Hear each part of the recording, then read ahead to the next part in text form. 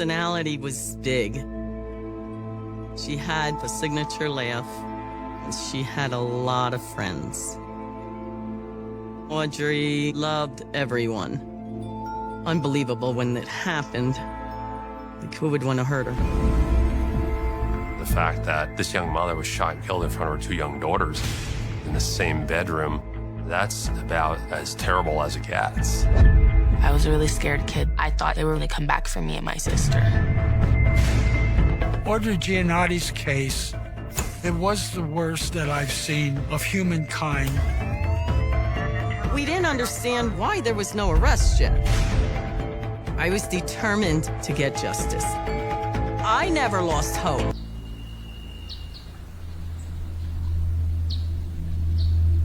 When my mom passed, I was 3, and my younger sister was 11 months old. The night of my mom's murder, I was in the same room as her, and I was awake. Her bed was about 10 feet away from mine and my sister's bed and cradle. I don't remember anything from the actual murder itself, but when it was over and he left, I went and laid a stuffed animal with her so she would feel safe and protected. I was trying to comfort her. I wanted her to feel okay. I wanted her not to be hurt anymore. The older I get, the more difficult it is for me to actually be able to process it and understand it, because I'm learning how important life is. There's certain moments that I really, really, really wish my mom was there. I just want to ask her if she's proud of me.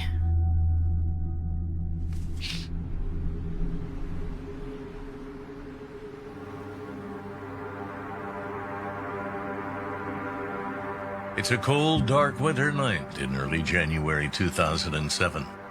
Jackie and Terry Hollenbach are asleep when Jackie suddenly awakens.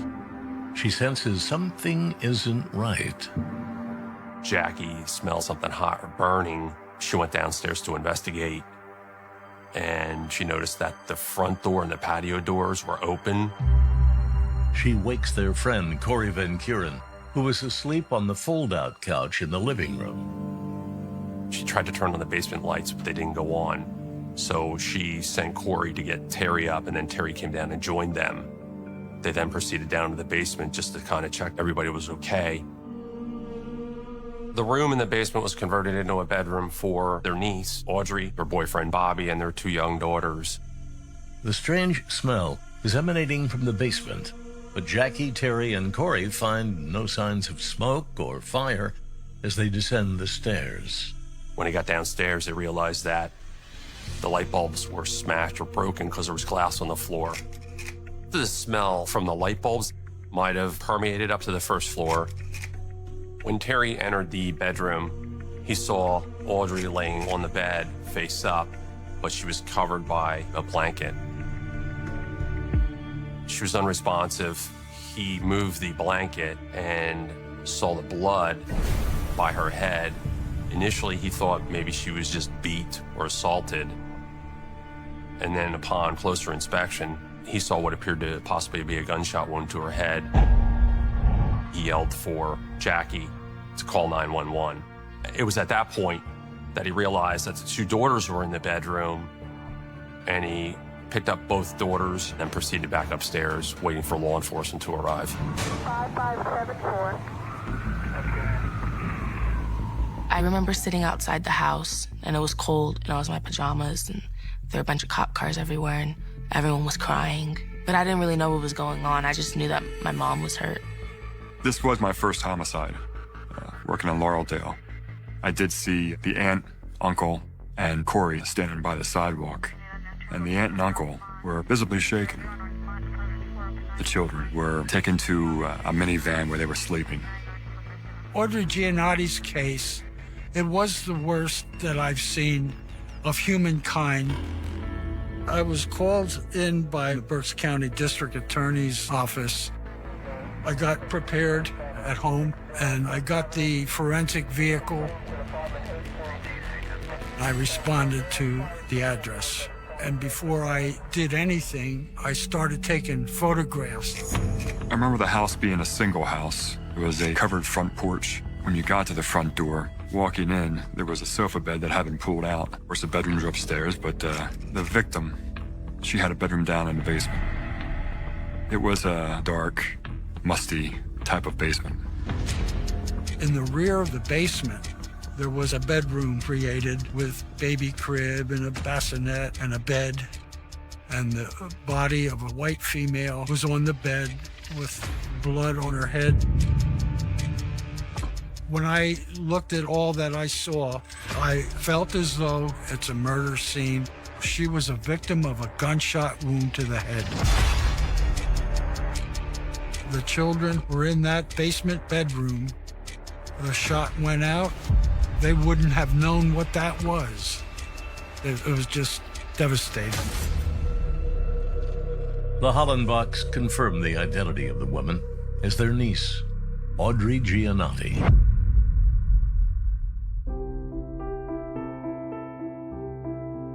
Audrey was born August 19, 1986.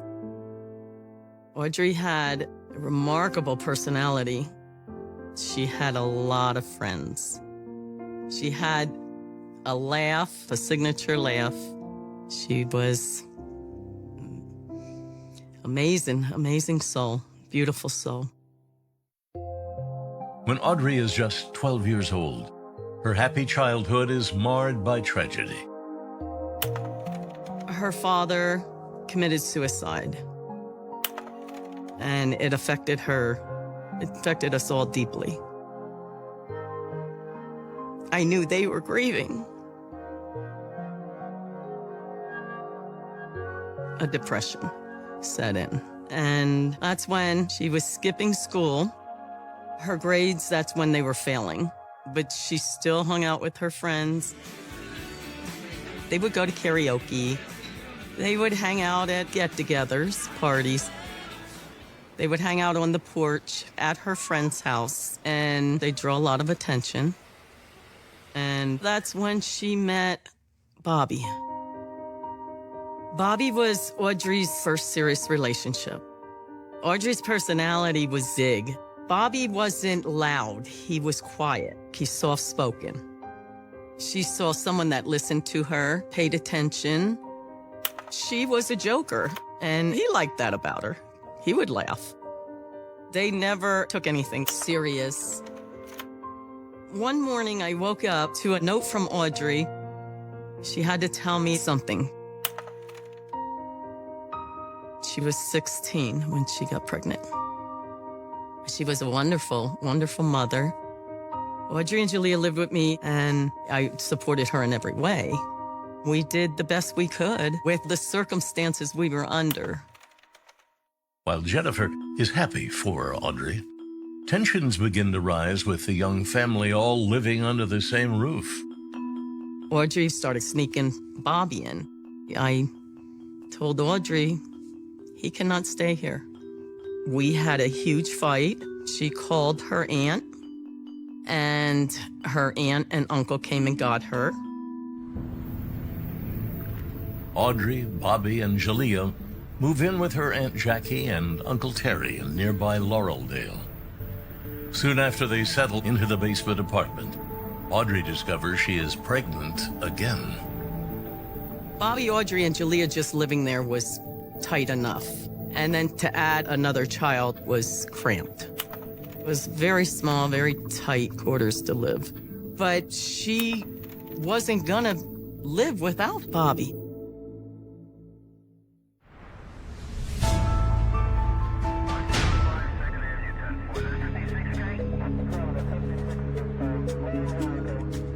Initially, we found the casing of a 9mm, but we didn't see the projectile.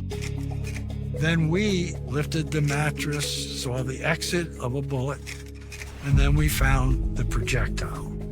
That was something that was critical. When she was shot, the perpetrator had to be at her feet to shoot her so that the projectile ended up here after going through her skull and the mattress. Investigators expand their search, combing the entire house for evidence. As I was walking through, I'm looking for, is there a forced entry? You're picking up on any kind of signs of violence. Everything appeared to be normal. But when detectives get to the bathroom, they make a baffling discovery. There were live rounds in the toilet, about a handful. Live rounds, you tell your partner. Bells and whistles go off. I've never seen 16 rounds in a toilet bowl. On any crime scene, why would bullets be in the toilet? It's a different crime scene, seeing that. Somebody went to the bathroom versus running out the back door window. Somebody took their time.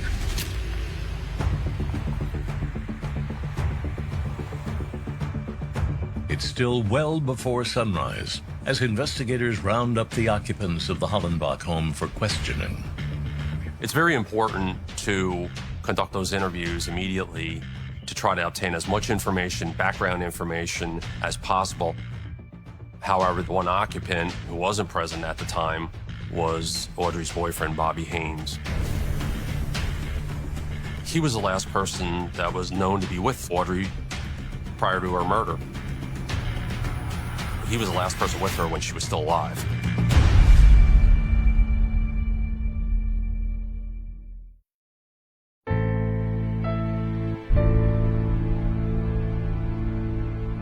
Audrey Giannotti was a young mother. She was 20 years old when she was murdered. She was in a romantic relationship with Bobby Haynes. She was shot and killed in front of her two little daughters in the same room. That is absolutely just as bad as it gets.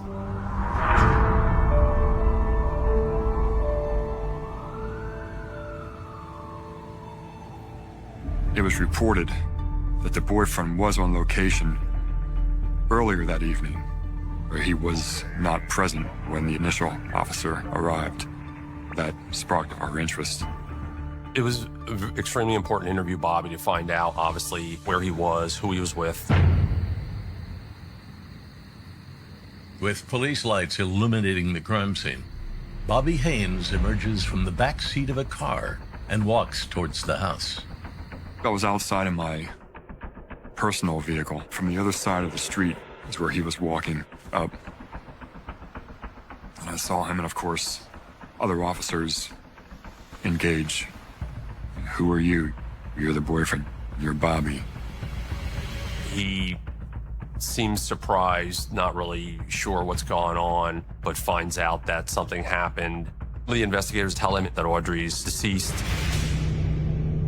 I believe everybody reacts differently. Bobby seemed emotionless. The other concern was he didn't ask about his daughters, which I think caught the curiosity of law enforcement. Investigators bring everyone in for questioning. They begin with Audrey's boyfriend, Bobby Haynes. Bobby Haynes told the detectives that Audrey, Bobby, and their two children, they went to a party that night. They came home to the residence. Shortly after that, a phone call came in, and it was Bobby's friend, and the friend asked Bobby if he would go for a ride with him. That resulted in a brief argument between Audrey and Bobby because Audrey didn't want Bobby to leave. He left, and he got picked up by his two friends. They just drove around Berks County for hours. So he had an alibi that he was out and with those friends. However, that we knew that there was a slight disagreement with Audrey before he left the residence. Down the hall, investigators interview Audrey's aunt and uncle and their friend, Corey Van Kuren. When Terry and Jackie Hollenbach were interviewed by the detectives, neither one stated that they ever heard a gunshot. They're both asleep up on the second floor, their bedroom doors closed, and they have a humidifier on, but neither one ever heard a gunshot. It was very upsetting to them, especially for Terry discovering her body. And then when you factor in that the children were in the same bedroom at the time when their mother was murdered, it's pretty disturbing. During the initial interview with Corey Van Kuren, he doesn't have a whole lot of detail. It's very general. Never heard nothing. had really no information.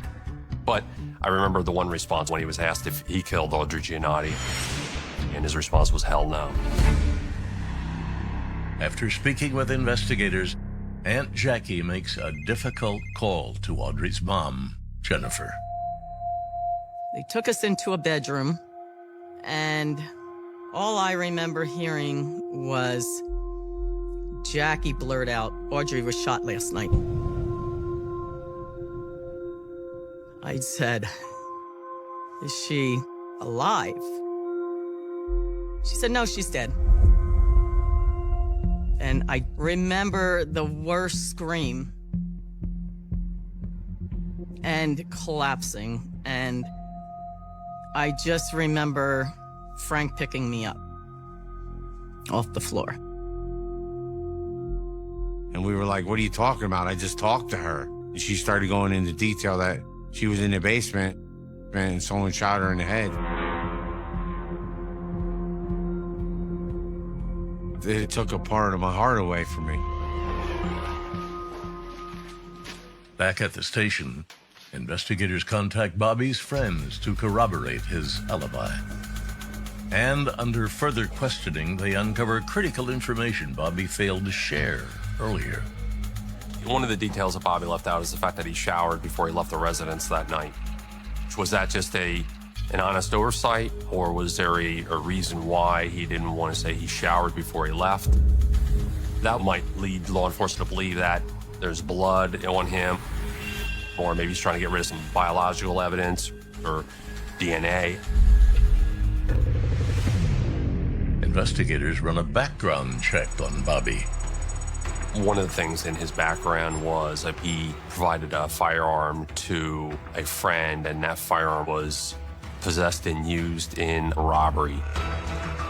That ultimately caught up with Bobby. The firearm was the same kind of weapon used in the murder of Audrey Giannotti. It was a 9mm.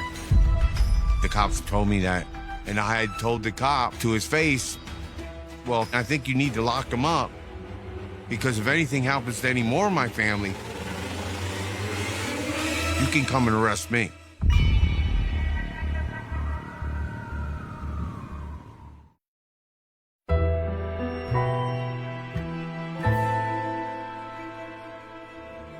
The night of my mom's murder, my dad was a suspect.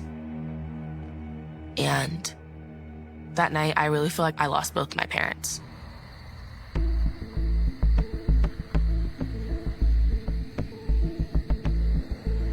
Bobby loaned that firearm to a friend who ultimately committed a serious offense. The 9mm, however, was a different manufacturer. The ballistics would have potentially correlated to other cases that were associated with the same firearm. But nothing had come up, so it kind of ruled that out. A forensic autopsy was conducted at Reading Hospital and Medical Center on Audrey Giannotti. And during that forensic autopsy, the forensic pathologists identified separate injuries. The palm side of her hand had an entry wound of a bullet and an exit wound on the outside surface of her hand. And then at her head above the left ear was an entry wound of a bullet. And then on the other side of her skull was an exit wound of a bullet. Audrey has what appears to be your classic defensive wound with the hand up and a gunshot wound to the palm, through the hand, into the head. When they were doing the skull examination, the doctor noticed another injury, which was a blunt force strike on the skull. And he said the item that you should be looking for, either the barrel of a gun or a hammer, which really gave us some information that we didn't know. The detectives wanted to go back to the residence to look for any other objects or instruments or weapons that could have possibly been utilized to cause the blunt force trauma to her head. The detectives soon find what they are looking for. The hammers in this case, a claw hammer and a ball peen hammer, were in the basement area of this house. The claw hammer was on a washing machine, and the ball-peen hammer was in a box full of miscellaneous items. I tested the ball-peen hammer for the smallest part of that ball, and I used a blood trace chemical, and it was positive for blood.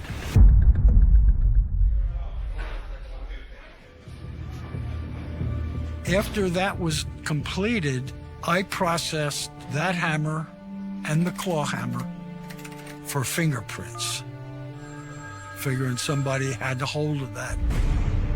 There were no prints of value on any of the surfaces. Meanwhile, at the Laurel Dale Police Department, the Hollenbach's house guest, Corey Van Kuren, is brought back in for a follow-up interview. Terry Hollenbach and Corey Van Kuren were best friends for a long time. Probably Terry Hollenbach would say they were like brothers. That's how close they were. Corey would spend the weekends at the Hollenbach's residence. The Hollenbachs would provide transportation because Corey had a suspended license relative to a prior DUI conviction. We know preliminarily that there's a discharged 9mm shell casing in the basement in the bedroom in close proximity to Audrey's body. At that point, the detectives learned that Corey owns an Intratec 9mm handgun. There was a list of at least 6 manufacturers on that ballistics report from the state police, and one of them was Intratec. It could be the break in the case. Corey's firearm, it could be the smoking gun.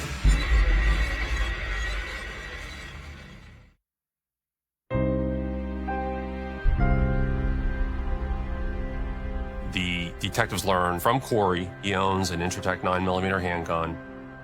However, as a result of his supervision from his DUI, he's restricted from possessing any firearms. And the firearm was secured up at his mother's residence.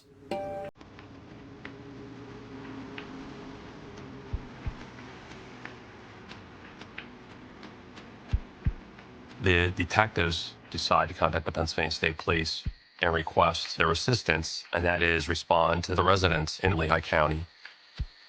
Someone from the state police contacted the detectives and indicated that Corey's mother stated the gun was there. And then one of our detectives contacted her. She provided all the identifying information for the firearm. The firearm was secured up at his mother's residence. That ruled out his gun as being the murder weapon. As investigators continue searching for leads, they return to a question that has perplexed them since the night of the murder. How could anyone in the house that night have slept through a gunshot? After the interviews were conducted and the Hollenbachs stated that they never heard a gunshot, a few members of the investigative team returned to Earl Street and essentially wanted to recreate a loud noise like a gun being discharged. So they decided to get a metal pan and a flashlight and go down into the basement, into the bedroom, and bang on that metal pan. Another member of the investigative team was upstairs on the second floor to see if they would in fact hear the metal banging of the pan and flashlight. What they found was that if you were sound asleep, you more than likely would not have heard the noise. Months pass. Then years. Audrey's mother and stepfather take custody of Jaliyah and Jamora and try to start a new life. But their daughter's unsolved murder weighs heavy on them all. It was just upsetting that, no one was arrested for her murder, and there was no other suspects. You get discouraged, Someone's got to be accountable for their actions. I never understood in depth what a case going cold meant, but I was scared. I was a really scared kid because I knew that there was someone out there that hurt my mom. And I thought they were going to come back for me and my sister. With the suspect pool dwindling, Audrey Giannotti's case goes as cold as the icy winter storms that blanket Reading, Pennsylvania.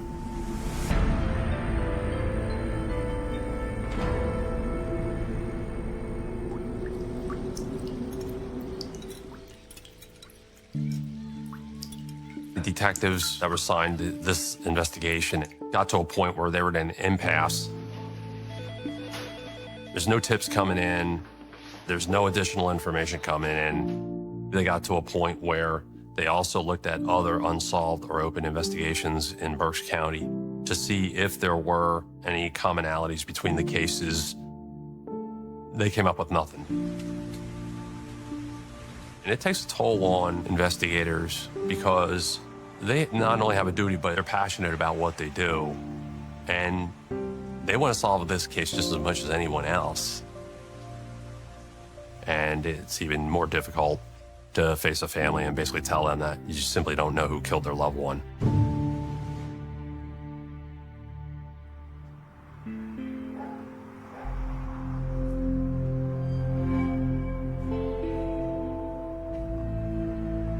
When Audrey's case went cold, I had hope. I knew it wasn't gonna stay cold. Me and Frank, what we didn't understand was why there was no arrest yet. That was until Harold Shank. I was assigned to take a look at Audrey's case. At the time, I was in law enforcement for approximately 20 years. I give 110% in any investigation that's assigned to me. This young mother was shot and killed in front of her two young daughters in the same bedroom, laying in close proximity to their mother. That's about as terrible as it gets. So I was gonna work as hard as I can to bring this family some closure and find out who killed their mother. I reviewed every single investigative report, including DNA, ballistics. I reviewed everything. Nobody was ruled out at that time when I was given the case because it's a fresh set of eyes looking over a case. Detective Shank starts anew, beginning with the night Audrey's body was discovered. The scene was processed by the Forensic Services Unit for the Berks County Detectives for the collection and preservation of any evidence, fingerprints, DNA, blood, physical evidence, and there was nothing that was foreign. All the items that were recovered in the basement from the bed, the blood was associated with Audrey Giannotti. There were no signs of forced entry other than the doors that were discovered that were open when Jackie came down to the first floor. We have busted lights in the basement. I'm of the opinion and pretty certain that somebody did that to make it appear as though somebody broke into the home and that this is some sort of random act.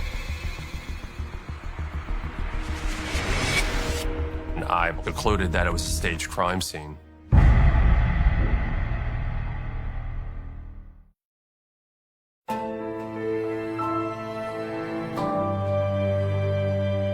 We knew they were reopening the case, taking a good look, fresh eyes. Harold Shank told me everyone in that house is a suspect. And I remember thinking, wow.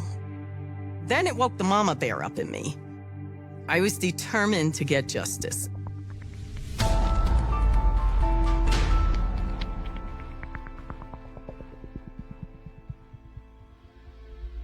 The fact that Audrey's body was covered up, including her face, leads me to believe that the killer and Audrey were known to one another. This is the Hollenbach's residence here in Laureldale. This is the front door to the residence that Jackie discovered was open when she came downstairs.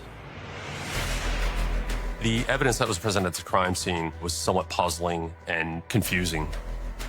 One would think initially that this was a random act, that somebody just entered the residence and for whatever reason targeted Audrey Giannotti. But there's no foreign DNA. And there were no signs of forced entry, just that these doors were wide open. Makes no sense. Detective Schenk sets out to test his theory that Audrey was killed by someone she knew. I scheduled interviews with a lot of the people that were initially interviewed in the investigation, and one of those people was Audrey's boyfriend, Bobby Haynes. I basically wanted a fresh start with Bobby Haynes. He was cooperative. He provided almost the same information as he did early on in the investigation, and there was nothing that jumped out at me at that point. Next, Schenk meets with the Hollenbachs. Jackie and Terry Hollenbach, when I met and talked to them, they were still devastated by the senseless killing of their niece, Audrey, something that was life-changing for them. There were really no concerns over their truthfulness or cooperativeness, nothing. As Schenk prepares to meet with the last person on his list, house guest Corey Van Kuren, he takes another look at evidence reports. The ballistics evidence that was recovered at that scene, which included the discharged shell casing, it was definitely a 9mm and at least 6 manufacturers, and one of them was Intratec. I already knew that Corey Van Kuren owned an Intratec 9mm handgun. Back in 2007, 2 Pennsylvania State Troopers responded to Corey's mother's house to determine whether or not that Intratec 9mm is present at that location. The troopers that went there said the gun was there. And then one of our own detectives contacted Corey's mother, and she provided information on the gun. But what was clear to me is nobody laid eyes on that firearm at Corey's mother's house. That needed to be a priority. Detective Schenk suspects that the Intratec 9mm is the murder weapon. I needed to find and locate that firearm and submit it for testing. I contacted Corey. We arranged to meet October 25th, 2010 at his residence. I asked Corey about his firearm, if he still owns it. He acknowledged he did. I recall asking him if it's at his mother's residence, and he says, no, it's upstairs. And I was like speechless for 2 seconds because I couldn't believe that he told me his firearm's upstairs. I directed Corey to keep the firearm in the holster, and he went upstairs. It was risky because had Corey refused, there's nothing I could have done. Waiting for Corey to come back down with the firearm was very unsettling. Things could go the wrong way real quick. He came down the steps, gun was secured in the holster, and I remember him asking me when I left there, what happens next? And I said, well, I have to submit this for testing and, we'll see what happens. Did I feel pretty good at that point? I was just shocked that he still had the firearm. So I wanted to kind of be open-minded and impartial and follow the evidence here.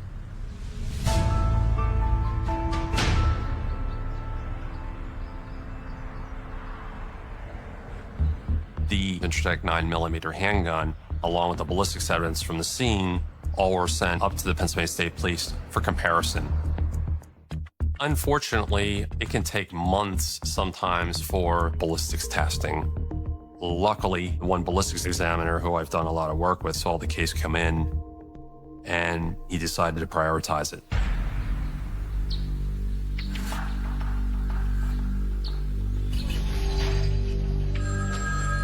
The day before Thanksgiving, I received a phone call from the ballistics examiner. I remember him saying, "You did it again. You got the murder weapon."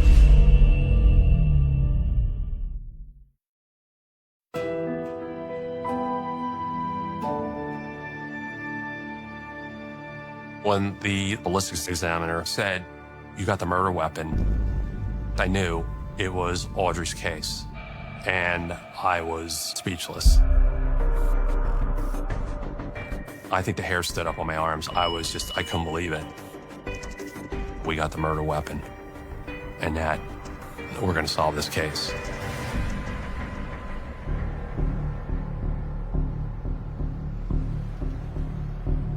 we had the murder weapon, which belongs to Corey.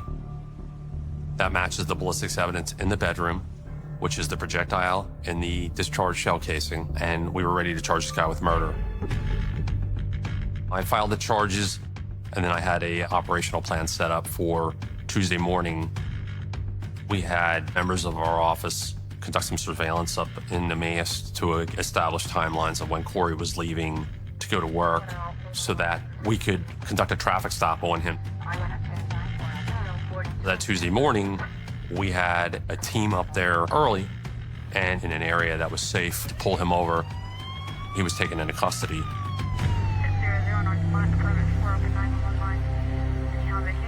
During our ride, unsolicited, Corey blurted out, "I guess I'll be spending the rest of my life in jail."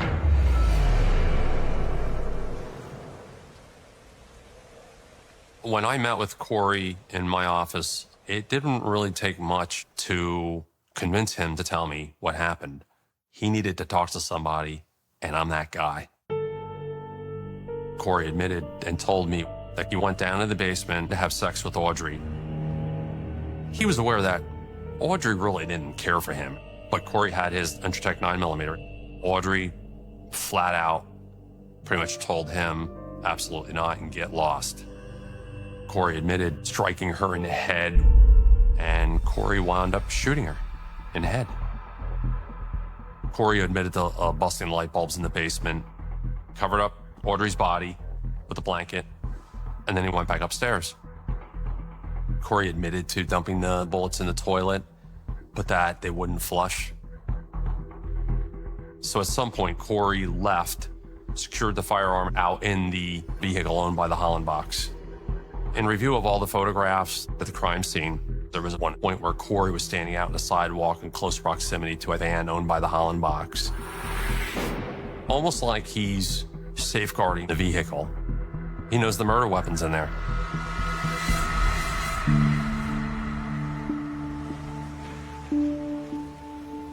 I was told they made an arrest. And I just went blank. I said, "Who was it?" They said, "Corey." I was in disbelief. I remember this day like it was yesterday. My grandma said that she needed to tell us something serious. She told me and Jamora that Corey had killed our mom. And I felt my heart drop.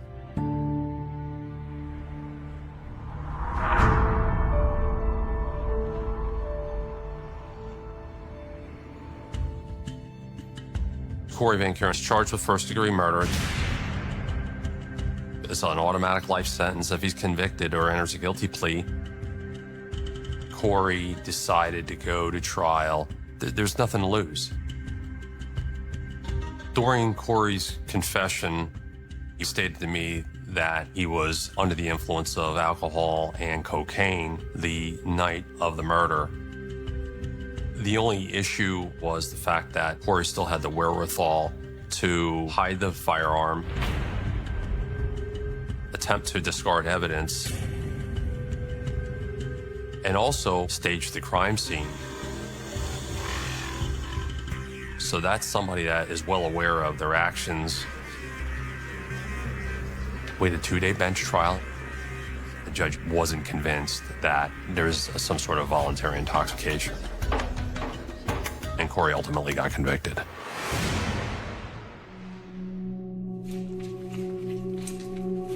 Corey Van Kuren is sentenced to life in prison for Audrey Giannotti's murder. I was completely satisfied with that. He will never, never get out of jail. Never. I wanted him to suffer. She suffered. You know the pain that she was probably going through? I wanted him to suffer every day. When he wakes up, know that he's in a 5x5 cell or whatever for what he did to somebody that didn't deserve it. When I found out that it wasn't my dad that killed my mom, I was relieved. I thought that meant I would get my dad back. When it didn't turn out that way, I was angry. As we got older, he didn't really reach out. Corey took away my childhood. He took away my innocence. No 3-year-old should have to go lay a stuffed animal with their murdered mom. My wife, she was an elementary school teacher, and it turned out she was Julia's. I remember my wife standing there in a classroom, and Julia, I hugged her. That's all I could do. To know that Julia made it, yeah.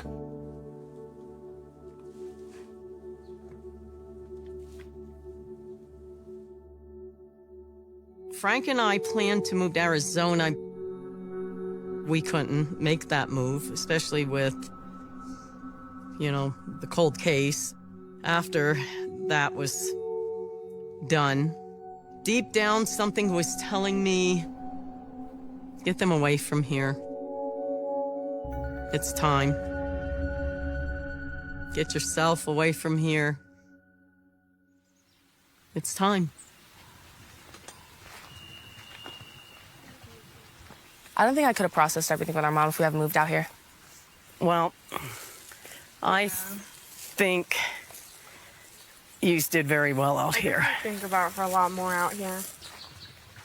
This is a time where it's like a teenage girl really needs her mom. Mm-hmm. And it's really hard not having her there, but you got me a mama.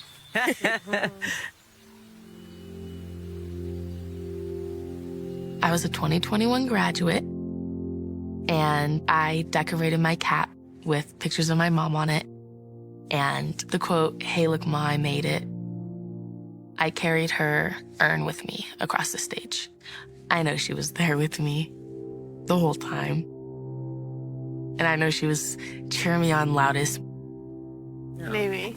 Here's your mama. Oh, that's a good one. Isn't that pretty? That's a really good one. I always talked about her and my memories with her. I talked to Audrey every single day. Every day, I let her know how her girls are doing. Every single day. I'll never stop.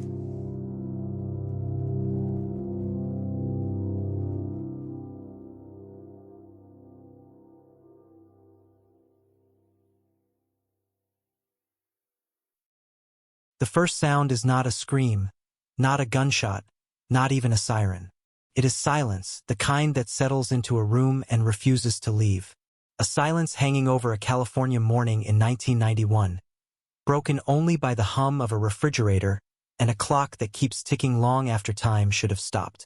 When the front door finally opens, when someone finally steps inside and understands that something is terribly wrong, that silence will collapse into chaos, and the echo of that moment will stretch across decades, waiting for science to catch up, waiting for a name to surface, waiting for a single strand of truth to speak. The house sits on a quiet street where lawns are trimmed and neighbors nod without really seeing one another. It is the kind of place where nothing dramatic is supposed to happen, where crimes are things you watch on the evening news and shake your head about before turning the channel. The curtains are drawn, not tightly, just enough to keep the morning light from fully spilling in. Inside, the air is stale. There is an unfinished cup of coffee on the kitchen counter. A purse lies open on a chair, its contents spilled as if someone had been searching for something quickly, desperately. There are no signs of forced entry, no broken windows, no kicked-in door. Whatever happened here did not announce itself loudly. The victim is found in a bedroom at the end of the hallway. The details are the kind that investigators learn to recite without emotion because emotion gets in the way of facts. Female, early 30s, found deceased. Cause of death unclear at first glance. There are marks, subtle, easy to miss if you don't know where to look. The bed is unmade, but not violently so. A struggle, perhaps, but a quiet one. The kind that doesn't alert the neighbors. The kind that ends before anyone has time to scream. By noon, the house is surrounded by yellow tape. Patrol cars idle at the curb. Detectives move in and out, their faces already tight with the understanding that this case will not be simple. California in 1991 is busy with headlines. Gang violence, high-profile trials, a state on edge. But this crime does not fit neatly into any narrative. This is not random. This is not loud. This feels personal, and personal cases are the ones that dig in and refuse to let go. The victim's name is spoken softly at first, then more frequently as friends and family arrive. Eyes red, voices trembling. She lived alone. She worked a steady job. She had routines. People who knew her describe her as cautious, thoughtful, not the kind of person who lets strangers into her home, which immediately narrows the field and somehow makes it wider at the same time. If she didn't let strangers in, then whoever did this was someone she knew, or someone who convinced her they were harmless. Trust becomes the first silent suspect. Detectives begin the slow, methodical process of documenting the scene. Photographs, measurements, notes scribbled into small notebooks that will one day be boxed and shelved. They collect fibers from the carpet, fingerprints from door handles, smudges from the kitchen counter. In the bedroom, they find biological evidence, traces so small they barely register, preserved carefully in paper envelopes, labeled in black ink. In 1991, DNA analysis exists, but it is expensive, slow, and far from the miracle tool it will become. Still, the evidence is logged, stored, sealed away with the quiet hope that someday it might matter. The autopsy raises more questions than it answers. The cause of death points toward asphyxiation. No obvious weapon. No clear defensive wounds. This was not a frenzied attack. This was controlled, intentional. The medical examiner notes time of death within a narrow window late the previous night. A neighbor recalls hearing nothing unusual. Another remembers seeing a car parked on the street that doesn't quite belong, but cannot describe it beyond that. Memory is already beginning to blur. Investigators start where they always do. Family, friends, co-workers, former partners, anyone with a reason to be angry, jealous, desperate. Interviews stretch late into the night, voices recorded on cassette tapes that click softly as they spin. Most people are cooperative. Some are defensive. A few are strangely calm. Alibis are offered, checked, rechecked. Nothing sticks. Everyone seems to have been somewhere else. Everyone has a story that almost fits. The local news picks up the story, framing it with familiar phrases: quiet neighborhood, shocked community, police searching for answers. A photo of the victim appears on the screen, smiling, alive, frozen in a moment that now feels cruel. Tips come in dozens at first, then hundreds. Some are genuine. Many are useless. A few are disturbing. Detectives' chase leads down alleys that go nowhere, knock on doors that never open again, sit across from people who swear they know something but can never quite get to the point. Weeks pass. The case slows. Evidence is sent to the crime lab, but results trickle back incomplete, inconclusive. Partial fingerprints that don't match anything in the system. Fibers that could have come from any number of places. The biological samples are preserved, but there is no immediate match. No database robust enough to whisper a name. The technology is not ready yet, and everyone knows it, even if they don't say it out loud. The victim's family holds a memorial service that feels both too soon and far too late. They speak about her kindness, her plans, the future she was building. Detectives stand in the back, uncomfortable in their suits, listening for anything that might sound like a clue. They leave with nothing but the weight of expectation pressing harder on their shoulders. As months turn into a year, the case begins to change shape. It becomes thinner, less urgent in the eyes of a department juggling new crimes every day.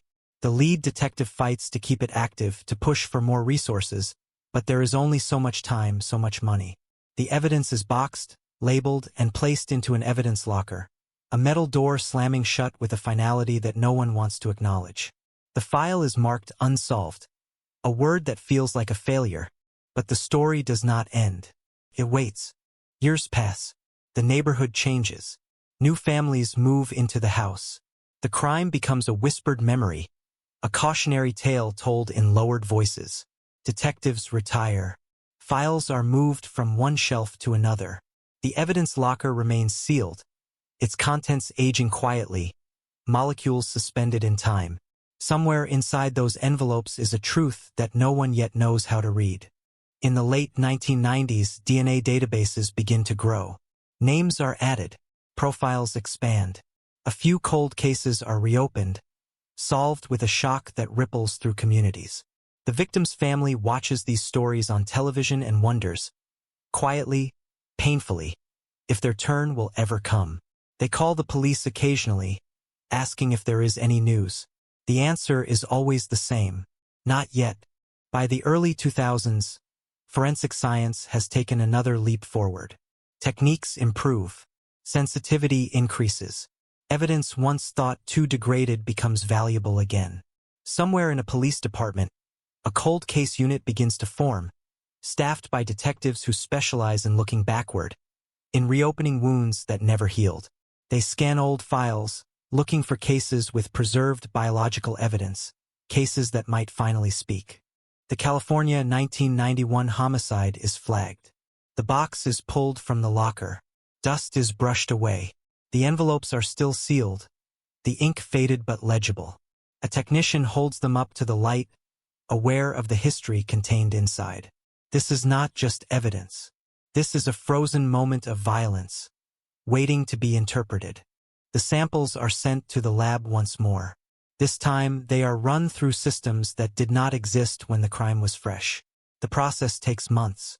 There are delays, retests, cautious optimism tempered by years of disappointment. The detectives involved do not tell the family yet. They have learned not to promise anything they cannot deliver. And then, quietly, without fanfare, a profile emerges. It is partial at first, incomplete, but it is enough to be entered into a national database. Enough to wait, like a digital fingerprint hovering in the void. Days pass, then weeks. Then, one morning, a notification appears on a computer screen. A match, not perfect, but close enough to raise alarms. Close enough to demand attention. The name attached to that profile belongs to someone who was never on the original suspect list. Someone who moved through the victim's life without leaving a mark, at least not one anyone noticed at the time. Someone whose connection will force investigators to re-examine everything they thought they knew about that quiet house, that silent room, that night in 1991 when time stopped. The evidence locker has finally spoken, and what it is beginning to say will shock detectives, fracture old assumptions, and reopen a wound that California thought it had buried. The night keeps breathing even after the sirens leave, and California in 1991 doesn't sleep so much as it twitches. Neon signs flickering like bad nerves, freeways humming, windows glowing with televisions that never quite turn off, and somewhere beneath that restless surface the case refuses to die. Because evidence doesn't forget, it waits, sealed in paper, boxed in metal, stacked in rooms that smell like dust and disinfectant. And the morning after the murder, the city wakes with a headache. It can't explain, newspapers thudding onto porches with headlines that stab and pull back. A woman found dead. No forced entry, no immediate suspect, and the words sound clean but the reality is anything but, because the apartment still carries the heat of her body, the faint trace of perfume, the smear of something darker on the carpet that no amount of blotting will erase. Detectives walk the scene slowly, shoes whispering over fibers, eyes trained to see what others miss, and they note the things that feel wrong. The lamp knocked sideways, the chair pulled out as if someone stood too fast, the glass in the sink with a lip mark that doesn't match hers, and every detail is photographed, tagged, logged, because this is how you build a future answer from a present nightmare, even when you don't know it yet, even when the technology doesn't exist to read what the evidence is already saying, and the neighbors hover in doorways, wrapped in robes, clutching coffee mugs, watching the uniforms move in and out like actors in a grim play, whispering names, asking each other if they heard anything, if they saw anyone, if they locked their doors last night. The victim's name moves through the room in low tones, spoken with care, as if it might shatter. A woman with routines, habits, friends who expect phone calls that won't come, a job that will leave a chair empty, and the detectives start building the map of her life backward, tracing the last day like a chalk outline that stretches across hours instead of pavement. The grocery receipt folded in her purse, the voicemail timestamp, the neighbor who remembers footsteps on the stairs. Heavy, uneven, too late to be dismissed as coincidence, and each of these fragments is fragile, already decaying because memory doesn't hold still under pressure. They talk to coworkers first, fluorescent lights buzzing overhead, the office smelling of toner and burnt coffee, and people answer questions with eyes darting to the door, hands twisting tissues, voices lowering when they mention disagreements, awkward encounters, a man who lingered too long near her desk, a breakup that didn't end cleanly, and every name goes into a notebook. Every alibi gets penciled in with the knowledge that pencil marks can be erased. And somewhere in the back of the detective's mind, there's the awareness that most cases don't end with a single dramatic revelation. They end with attrition, with time wearing down certainty until only probabilities remain. The autopsy adds weight to the silence, sterile room, metal table, bright lights that leave no shadows to hide in, and the report speaks in clinical language that still manages to scream. Cause of death determined, time window established, signs of a struggle that suggest familiarity rather than surprise, because strangers tend to rush. But this was close, personal, prolonged enough to leave traces under fingernails, on clothing, in places no one thought to look yet, and samples are taken, sealed, labeled, evidence numbers marching across forms in tidy rows, a bureaucracy built to contain chaos.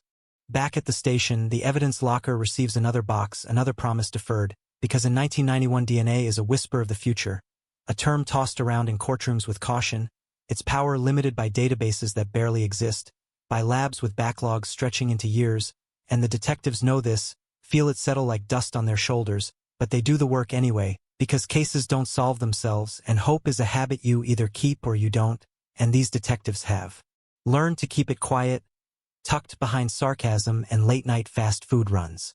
Leads come in waves, then recede. A tip from a neighbor who saw a car idling too long. A friend who remembers a strange phone call weeks earlier. A man brought in for questioning who sweats under the lights and swears he was nowhere near the place. His story shifting just enough to be suspicious but not enough to hold. And the interviews stack up, tapes labeled and shelved, voices trapped on magnetic ribbon, waiting for someone to listen again with fresh ears. And the city moves on because it has to, because there are always new crimes, new victims, new sirens slicing through the night. Months pass, then years, and the case file grows thicker even as momentum thins, the edges of photographs curling, the ink on reports fading, detectives transferring, retiring, dying, taking their half-formed theories with them, and the victim's family learns a new vocabulary, one built from phrases like "no new developments and we're still working it," learning to nod, to thank people for their efforts, to grieve in private when the phone doesn't ring.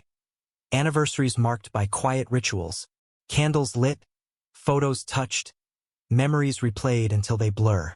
The evidence locker becomes a mausoleum of sorts, rows of metal shelves holding the physical remnants of unfinished stories, and the box from this case sits among thousands, its contents unchanged, a time capsule of violence, waiting for a key that doesn't yet exist, and occasionally a detective will pull the file, skim the pages, feel the familiar frustration, then slide it back because resources are finite and attention is a currency spent on what seems solvable now, not what feels stubbornly mute. In the late 90s, the word DNA starts to carry more weight, whispered with reverence and fear, and cold cases everywhere feel a tremor, a possibility stirring beneath decades of dust. But not every department has the funding.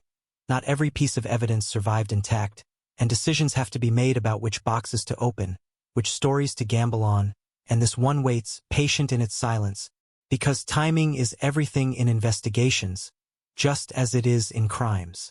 When the new millennium arrives, it does so without ceremony for the case, another year marked off on a calendar that no one hangs anymore. But behind the scenes, systems are changing, databases growing, algorithms learning to compare, to connect, to suggest, and the idea that a single cell, a trace invisible to the naked eye, could speak louder than any witness begins to feel less like science fiction and more like inevitability. And somewhere in California, a detective who wasn't even on the force in 1991 flips through an old file and feels a tug of curiosity that won't let go. He notices the care with which the evidence was packaged, the foresight of someone who believed in a future they couldn't yet see, and he wonders what else is hiding in those boxes, what truths were sealed away simply because the world wasn't ready to hear them, and he makes a note, just a small one, in the margin of a report, a question mark that will sit there for years before anyone circles back, Because reopening a cold case is never just about the facts. It's about reopening wounds, stirring anger, inviting scrutiny, and that requires permission from supervisors, from budgets, from time itself. Meanwhile, the family continues to live with absence as a constant companion, a presence that fills rooms, that shapes conversations, that turns holidays into reminders of who isn't there. And when reporters call on anniversaries, asking if they have hope, the answers are careful, measured, because hope is dangerous when it has nowhere to go, and yet they keep a box of their own, letters, photos, small objects that still smell faintly of the past, because forgetting feels like another kind of betrayal. The city changes around the crime, buildings torn down, repurposed, the apartment renovated, walls repainted, carpets replaced, new tenants sleeping where violence once erupted, unaware of the history beneath their feet. And this is how time works. It covers things up, layers new stories over old ones, until the original feels unreal, like something that happened in another world, another life. But the evidence doesn't care about renovations or trends. It remembers the night exactly as it was. By the time the case is formally labeled cold, the word has lost its sting, becoming bureaucratic shorthand for unresolved. But to those who know it, cold means waiting, means quiet persistence, means the belief that truth has inertia, that once set in motion it cannot be fully stopped, only delayed, and somewhere in a lab, a technician will one day open a sealed envelope and handle a sample with gloves and reverence, unaware that their routine task is about to send shockwaves backward through time. The detectives who remain keep the file close, sometimes pulling it out during slow shifts, reading between the lines, imagining alternate paths, wondering what they missed, what assumptions led them astray, and the questions accumulate like sediment, heavy, immovable, until one day a call comes, not with answers, but with an offer, a chance to test, to compare, to finally ask the evidence a question it's been waiting decades to answer, and the decision feels less like a gamble and more like an obligation. Because cases like this don't end when the paperwork stops. They end when the story finally aligns, when the fragments lock together with a sound so quiet you almost miss it, and as the box is lifted from the shelf, dust shaken loose, tape cut carefully, there's a sense, unspoken but shared, that the past is about to speak, and when it does, it won't whisper, it will roar, rewriting everything that came before, dragging names back into the light, and forcing a city to remember a night it tried so hard to forget. The tape doesn't stop when the sun comes up. Morning light bleeds into the crime scene like an intruder, exposing details the darkness tried to hide. In 1991, California wakes up to headlines that feel unfinished, sentences cut mid-breath. A young woman found dead near a drainage canal outside a quiet suburb, clothes disturbed, hands marked, face turned away from the road as if even in death she wanted privacy. The cameras hover, the microphones crackle, and the words repeat themselves until they lose meaning. Cold case in the making, no suspect, no motive, no arrest. The air carries that early 90s tension, a mix of fear and disbelief, a sense that violence has slipped through a crack that will never quite close again. Detectives walk the perimeter with paper cups of burnt coffee, eyes red, shoes heavy with mud. They catalog tire impressions that fade by noon, footprints that overlap and contradict each other. A scrap of fabric snagged on barbed wire like a confession that won't speak. Evidence bags fill quickly, but confidence does not. This is the era before instant answers, before databases that talk to each other, before a single drop of blood can name a stranger. Back then, DNA is a promise more than a tool, whispered about in training rooms, used sparingly, expensive, slow. The lab techs do what they can, sealing samples in envelopes marked with dates that will soon feel cruelly optimistic. The victim's name becomes known, printed in block letters, repeated by anchors who practice solemnity in the mirror. She had plans. She had routines. She had a family that insists she never would have gone willingly with a stranger. Friends say she trusted too easily. Neighbors say they heard nothing. The street where she lived goes quiet in a way that feels staged. Blinds drawn, doors locked, everyone suddenly remembering errands they forgot to run. Fear becomes communal, passed from house to house like a rumor that won't die. Investigators chase the obvious first. A former boyfriend with a temper. A coworker who lingered too long in the parking lot. A man seen near the canal weeks earlier, name already familiar to police. Each lead flares bright, then dims. Alibis stack up like bricks in a wall, solid enough to stop momentum. The case files swell with interviews, timelines, photographs. The questions outnumber the answers. And slowly, imperceptibly at first, the case cools. Not closed. Never closed. Just pushed to the side, waiting for something that hasn't been invented yet. Years pass in quiet increments. The evidence box is moved, shelf to shelf, building to building, always sealed, always heavy. Detectives retire. Witnesses move away. Memory erodes. The canal is cleaned up, fenced off, forgotten. But the box remains, patient, holding fibers and fluids and possibilities. A time capsule no one is quite ready to open. Every so often, a new investigator pulls it down, flips through the reports, feels the familiar frustration, then slides it back into the darkness. Cold case. 2 words that sound clinical but feel like an accusation. When the call finally comes decades later, it doesn't sound dramatic. No sirens. No ruse. Just a lab result emailed late on a Tuesday. Subject line understated, almost polite. A match. Partial at first, then stronger, undeniable. DNA recovered in 1991. Preserved against odds and budget cuts. Has found a voice. It speaks a name no one in the original file ever circled in red. Family man now. A neighbor once. A person who blended in so completely that even suspicion never brushed against him. The database didn't care about charm or reputation. It only cared about code, sequences lining up like teeth in a zipper. The reaction inside the department is immediate and restrained. Shock without celebration. Relief tangled with dread. Because a match is not an ending. It's a beginning that arrives late and angry. Detectives gather, younger faces leaning over old reports, older hands tracing lines they thought they'd memorized. The timeline shifts. The assumptions crack. Small details once dismissed start to glow. A sighting reinterpreted. A comment taken too lightly. The evidence box, opened at last, exhales dust and history. They build the case carefully, methodically, aware that time has turned everything fragile. The suspect is brought in under the pretense of routine questions, the room neutral, the tone calm. He sits comfortably at first, legs crossed, voice steady. Then the words DNA match land, heavy and precise, and the air changes. Silence stretches. A blink too long. A swallow. The mask doesn't shatter. It slips. Denials come fast, practiced, but they lack heat. The science is quiet and relentless. It doesn't argue. It waits. Outside, the world catches up. Headlines resurrect the old date. 1991 printed again like a bruise pressed too hard. Cold case cracked. DNA stuns investigators. The victim's family hears the news in fragments. From reporters. From calls that begin with apologies. Grief returns with muscle memory, sharp and immediate, as if the years in between were a trick. They ask the same questions they asked before and a few new ones that hurt even more. How did he live all this time? How did we not know? Why now? As the investigation deepens, the past refuses to stay put.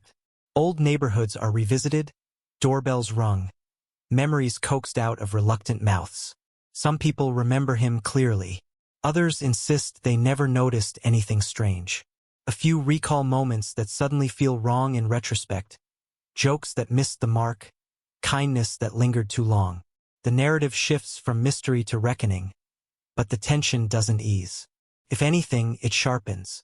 Because solving a cold case doesn't warm it. It exposes how long the cold was allowed to last. In court filings, the language is dry, procedural, stripped of drama. But between the lines, there's a story of patience and chance, of evidence surviving long enough to matter. Defense attorneys probe the gaps, the decades, the chain of custody. Prosecutors lean on the strength of the science, the improbability of coincidence. The jury listens, aware that they are standing at the intersection of 2 eras, one that failed to answer and one that finally can. And through it all, the voice of the case remains steady, insistent. It reminds everyone involved that time is not forgiveness, that silence is not innocence, that the past does not stay buried just because it is inconvenient. The canal, the box, the match, they converge into a single truth that refuses to be ignored. This is what it sounds like when history clears its throat. This is what it looks like when a cold case exhales, not in relief, but in warning, leaving behind an echo that will linger long after the verdict, long after the cameras move on, long after the evidence box is finally empty. The rain starts again without warning, a thin California drizzle that never quite commits, tapping against the asphalt like a nervous habit. And in 1991 that sound is still echoing in the background of this case, because by the time the detectives realize what they missed, the city has already moved on. The streetlights have been replaced, the payphones ripped out, and the witnesses have grown older, heavier, quieter, carrying secrets that no longer feel urgent enough to confess. The file says progress stalled, leads exhausted, but the truth is more uncomfortable because the investigation didn't stop, it just began circling itself, walking the same blocks, knocking on the same doors, hearing the same sentences delivered with slightly different inflections, until even the questions felt tired. Officers returned to the alley where the body was found, now cleaner, now tagged with new graffiti, now claimed by a different generation that had no idea what happened there, and they stood in silence, imagining the scene as it once was, yellow tape snapping in the wind, flashbulbs popping, radios hissing with urgency, a neighborhood frozen in that brief, terrible moment when everyone knew something was wrong, but no one yet knew how wrong it truly was. Back then, the timeline was everything, a narrow window between last sighting and discovery, measured in minutes and assumptions, reconstructed from half-remembered conversations and a watch that may or may not have stopped at the right time. Investigators leaned heavily on that timeline because it was all they had, and it pointed them toward familiar faces, people close enough to know routines, close enough to slip under the radar, close enough to be overlooked because they felt safe. Interviews were conducted in living rooms that smelled like coffee and cigarettes, in kitchens where calendars still showed the wrong month, in patrol cars parked beneath flickering street lamps, and each time the same story surfaced, slightly rearranged, polished by repetition, convincing not because it was true but because it had been rehearsed. Alibis stacked neatly on top of each other, supported by witnesses who believed what they were saying or needed to believe it, and slowly the case hardened into something rigid, resistant to pressure, a narrative that no longer welcomed contradiction. Evidence, what little there was, sat boxed and labeled, logged with care but without ceremony, because no one thought it would matter years later. A jacket, a scrap of fabric, a smear that technology couldn't yet speak for, all sealed away in brown envelopes and plastic sleeves, placed on shelves alongside hundreds of other unresolved stories.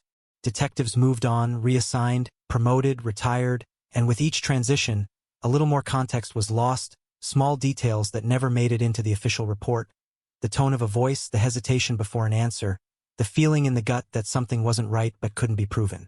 The case became shorthand, a name and a date, a cold case whispered in hallways when new recruits asked about the ones that got away. Years passed, then decades, and California changed its face. But the file remained stubbornly the same. Yellowed pages, fading ink, photographs that captured a world that no longer existed. Occasionally, a tip would come in, usually vague, sometimes cruel, dredging up old pain for the family, who learned to steel themselves against hope, because hope had become dangerous. They marked anniversaries quietly, lighting candles, telling stories that grew softer with time, afraid that if they spoke too loudly, the memory might shatter. The community remembered in flashes, a headline here, a rumor there, but the shock had dulled, replaced by newer tragedies, newer names. Then, without fanfare, without a press release or a dramatic announcement, the box was opened again. Not because of a confession or a witness coming forward, but because technology had finally caught up to what had been waiting in silence. A technician lifted evidence that had not been touched in years, handling it with a mix of routine and reverence, knowing that sometimes the smallest fragment could speak louder than any testimony. The lab was quiet, humming with machines that didn't exist in 1991, screens glowing with possibilities that investigators back then could never have imagined. And as samples were processed, numbers began to align, patterns emerging where once there had only been ambiguity. At first, it didn't feel real, just another set of data points, another line in a report, but then the match appeared, clear and unyielding, tying the scene to a name that had never been spoken aloud in those early days. Not a suspect, not even a person of interest. Someone adjacent, someone present but peripheral, someone whose proximity had been noted and dismissed because the timeline said they couldn't have been there, because the story everyone agreed on left no room for them. The DNA didn't care about the timeline. It didn't care about assumptions or consensus. It cut straight through years of certainty and exposed a gap so wide it made the original investigation look fragile. Detectives revisited interviews with fresh eyes, hearing pauses they had ignored before, noticing how certain details were offered too quickly, how others were carefully avoided. The timeline began to unravel, minute by minute, as new analysis showed that the window was wider than believed, that events could have overlapped, that someone could have slipped in and out without leaving the obvious marks everyone had been searching for. Suddenly, old statements felt different, weighted with meaning, and the case, long considered dormant, was alive again, restless, demanding attention. When investigators finally knocked on the door, decades after the crime, it wasn't with the urgency of youth, but with the quiet confidence of people who knew what they held. The person on the other side had aged, hair gone gray, posture slightly stooped, the years etched into their face, and for a moment, there was a strange symmetry, two timelines colliding, 1991 standing in the doorway of the present. Questions were asked carefully, answers given cautiously, but the atmosphere was charged, because this time, the conversation wasn't built on speculation, it was anchored by science, by something tangible that couldn't be talked away. Word spread quickly once the arrest was made, faster than it ever did back then, headlines flashing across screens, the phrase "cold case cracked" appearing again and again, each repetition sending a ripple through the community. People who had forgotten the details suddenly remembered where they were when they first heard about it, how it made them lock their doors a little tighter, how it made parents call their kids home early.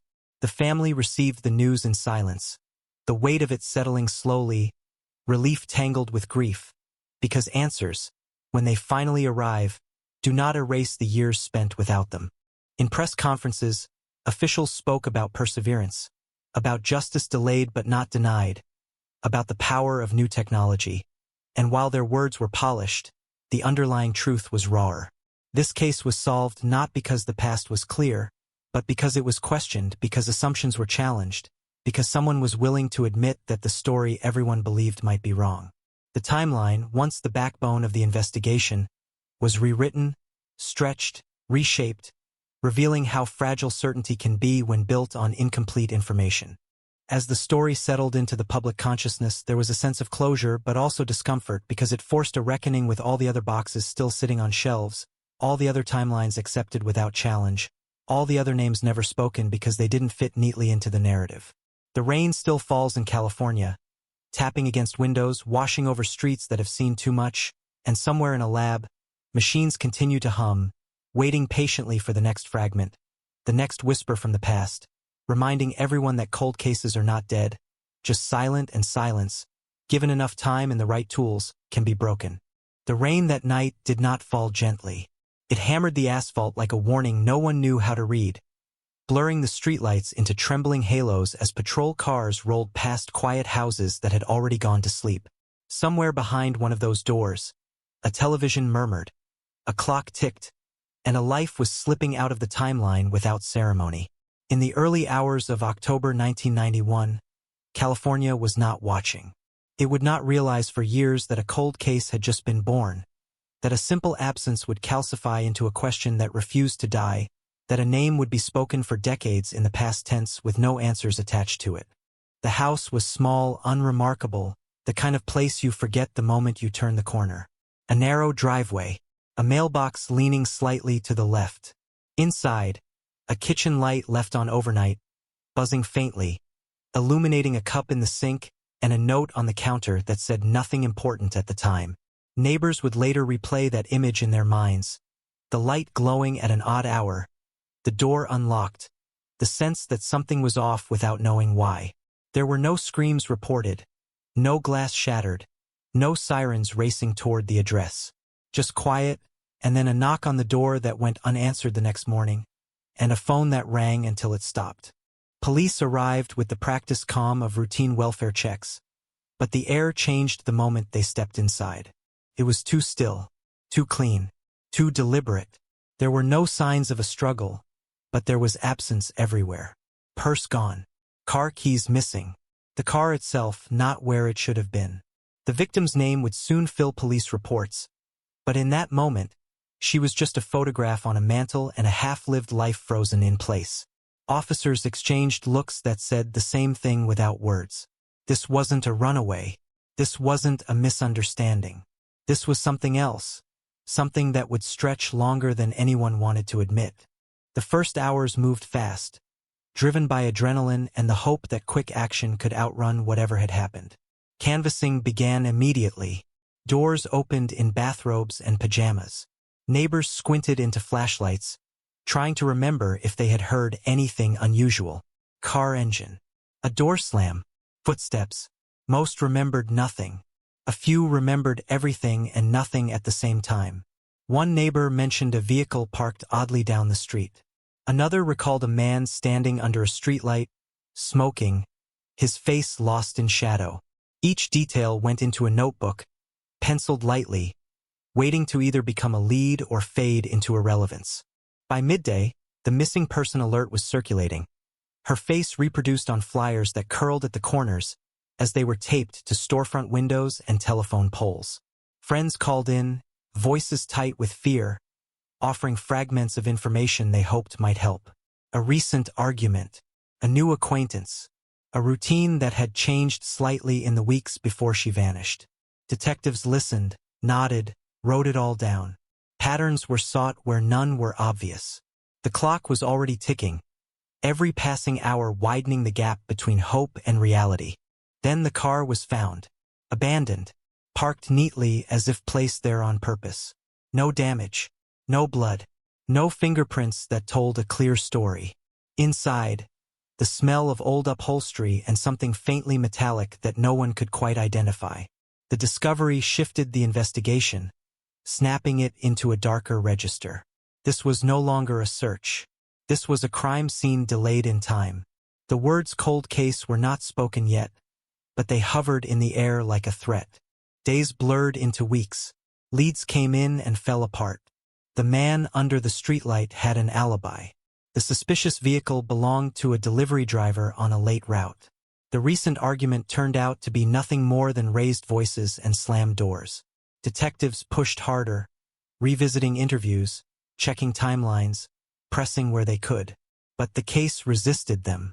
It had no sharp edges to grab onto, only smooth surfaces that reflected their own frustration back at them. Evidence was collected anyway, boxed carefully, labeled with dates and times that would later feel cruelly optimistic. Clothing from the home, items from the car, swabs taken more out of procedure than expectation. In 1991, DNA was a promise more than a solution, a scientific whisper that someday maybe it could speak clearly. For now, it went into storage, sealed away in an evidence locker, one box among thousands, waiting for a future no one could yet imagine. The community felt the weight of it in small, persistent ways. People locked their doors earlier. Parents walked their children to school. Conversations at grocery stores lowered when someone mentioned her name. Candlelight vigils were held, flames trembling in the dark as speakers promised not to forget. But forgetting is not a choice. It happens gradually between headlines and birthdays and new tragedies that demand attention. The case slipped from the front page to the archives, from daily briefings to occasional reviews. Cold case became an official designation, stamped quietly onto a file that would gather dust. Years passed. Detectives retired. Witnesses moved away. Memories softened, edges rounded by time. The evidence remained silent, patient. In the late 90s, a new generation of investigators took a brief look, running the case through updated databases, checking names against new records. Nothing. The file went back on the shelf. Another decade followed, then another. Technology raced forward, but the case stayed where it was, anchored in 1991, immune to progress. For the family, time did not heal. It stretched. Every holiday carried an empty chair. Every knock on the door sparked a flicker of hope quickly extinguished. They learned to live with the not knowing, a skill no one should have to develop. They learned the language of cold cases, the careful optimism, the guarded disappointment. They learned that justice, delayed long enough, begins to feel like a myth. Then, quietly, something changed. Not with a dramatic announcement or a press conference, but with a routine inventory check in a fluorescent-lit evidence room. A detective, younger than the case itself, opened a box that had not been touched in decades. Inside were items that had once seemed useless, their potential unrealized.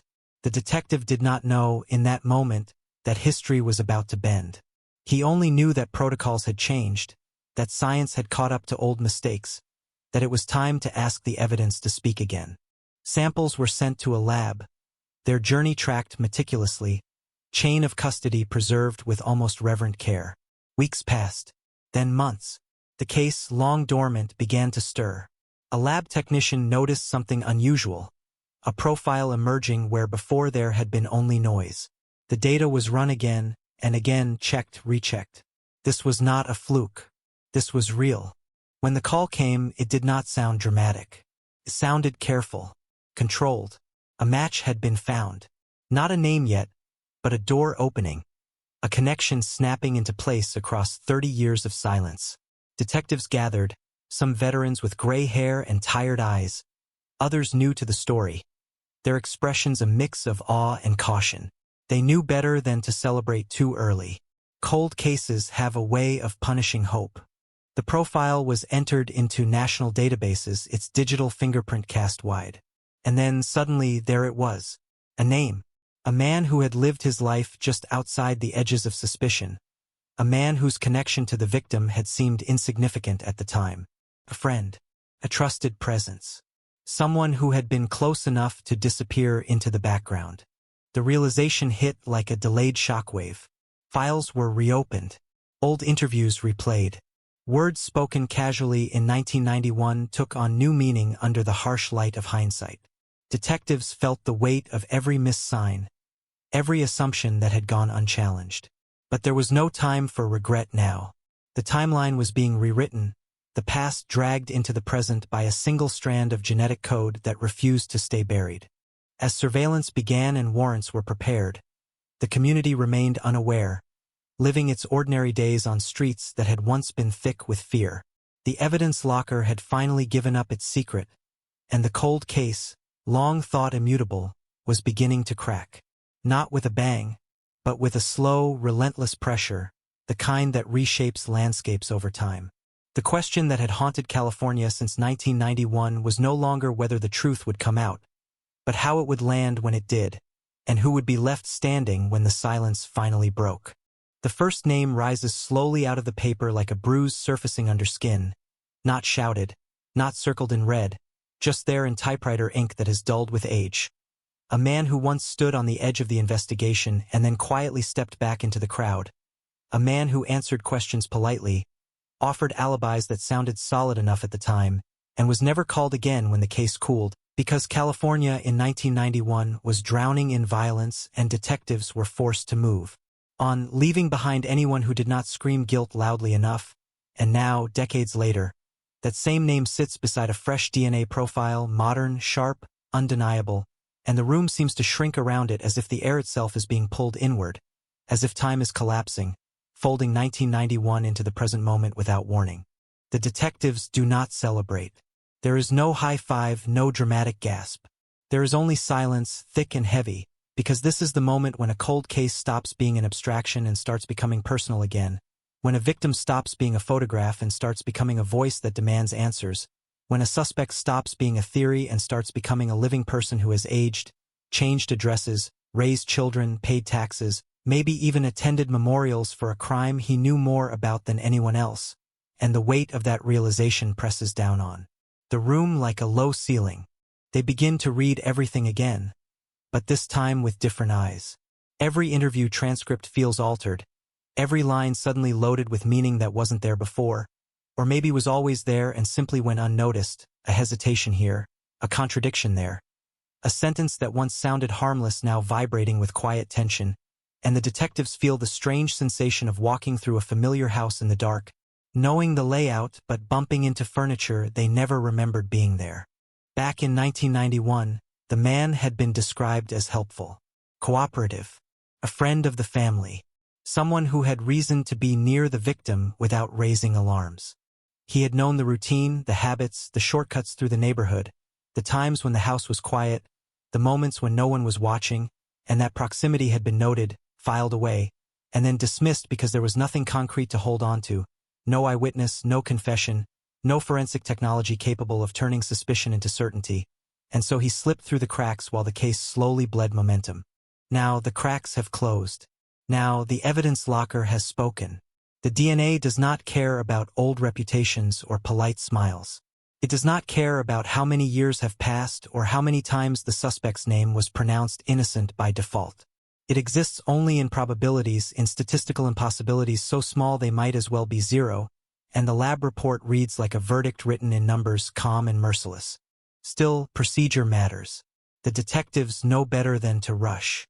They build the timeline again, minute by minute, reconstructing the day of the murder with obsessive precision, laying it over the present like tracing paper, aligning old events with new data, watching as the gaps begin to close, watching as coincidences harden into patterns.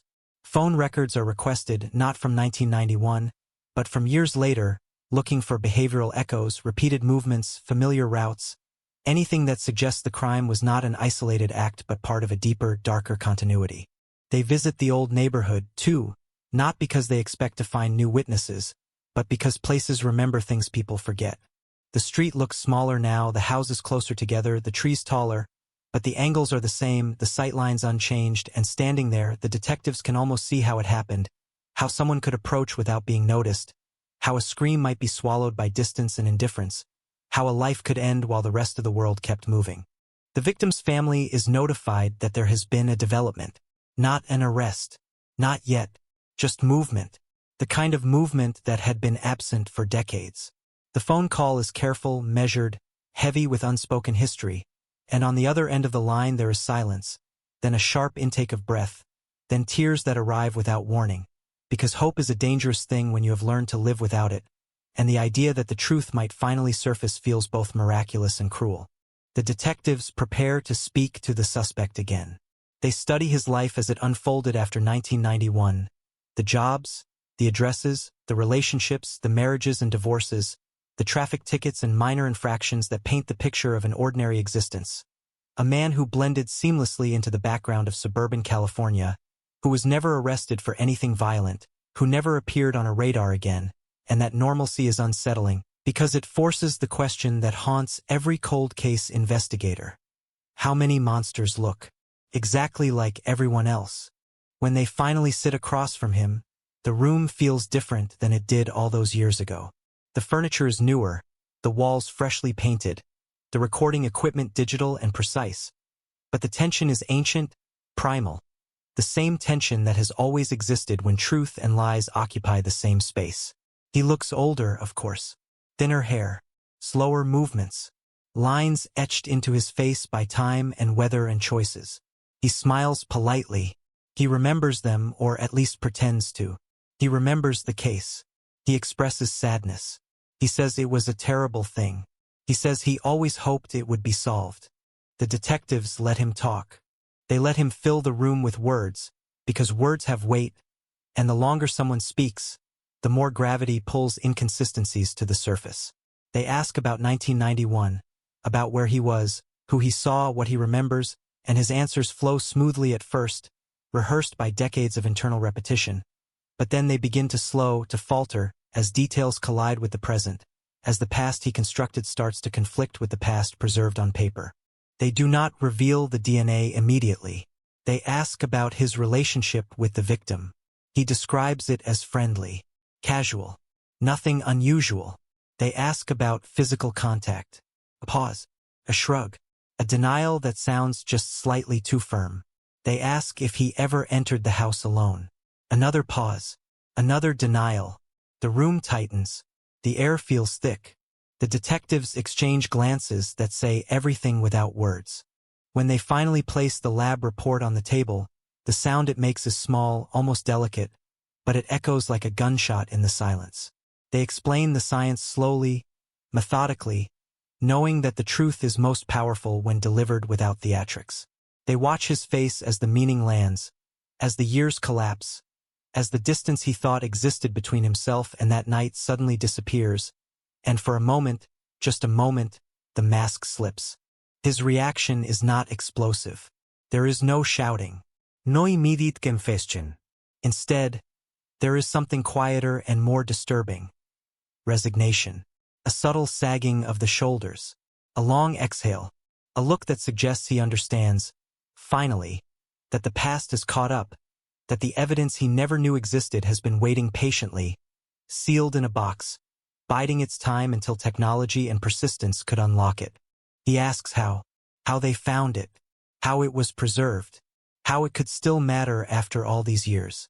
The detectives answer because transparency is part of the process, and because every explanation reinforces the inevitability of what is happening.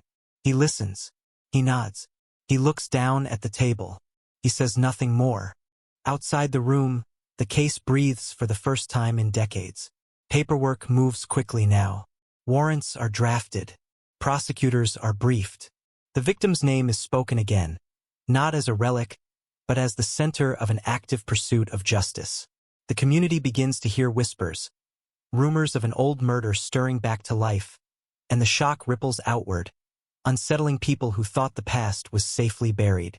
The evidence locker, once silent and forgotten, has become the loudest voice in the room. It has rewritten the timeline, shifted suspicion, forced a reckoning that no one saw coming, and as the detectives leave the building late that night, the sky dark and heavy above them, they understand that the case is no longer about whether the truth will emerge, but about what that truth will cost everyone involved. Because solving a cold case does not end the story. It detonates it. The lab lights hum softly, a sterile white glow reflecting off stainless steel benches, and somewhere inside a freezer a box that should have been empty still breathes with possibility. Because time does not kill evidence. It only buries it. And on a night like this in California, the past presses its face against the glass and waits to be seen. The sample is small, almost insulting in its simplicity. A fragment overlooked, mislabeled, shelved and forgotten while years piled up like dust. But now gloved hands lift it with care, as if touching a relic, as if disturbing a sleeping thing that has waited decades for this moment. Outside the lab, the city keeps moving, headlights streak, sirens wail for other reasons, new crimes, new victims, but inside this room everything slows, breath held, because the computer is about to speak, and when it does it will not whisper. It will slam a door that has been ajar since 1991. Back then the scene was chaos disguised as order, yellow tape fluttering in a coastal breeze, uniformed officers stepping carefully around footprints that would fade by morning, neighbors watching from porches with hands over mouths, the unspoken question hanging heavy in the air.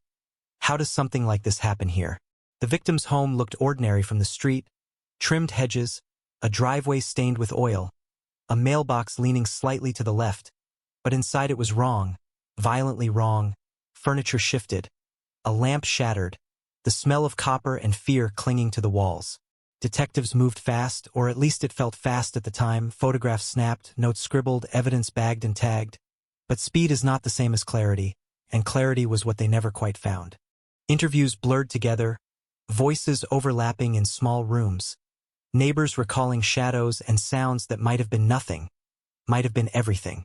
A man walking a dog too late. Car idling too long. A scream that could have been laughter. Each statement was logged, filed, stacked, and slowly the stacks grew taller while answers stayed flat. Leads flared and died. Suspects surfaced and slipped away. The case aged visibly, ink fading on reports, coffee stains marking the corners, until one day it was quietly moved to a different shelf, then another, until it lived in a place detectives visited only when new cases reminded them of old failures. Families do not get shelves. They get years. Birthdays passed with empty chairs.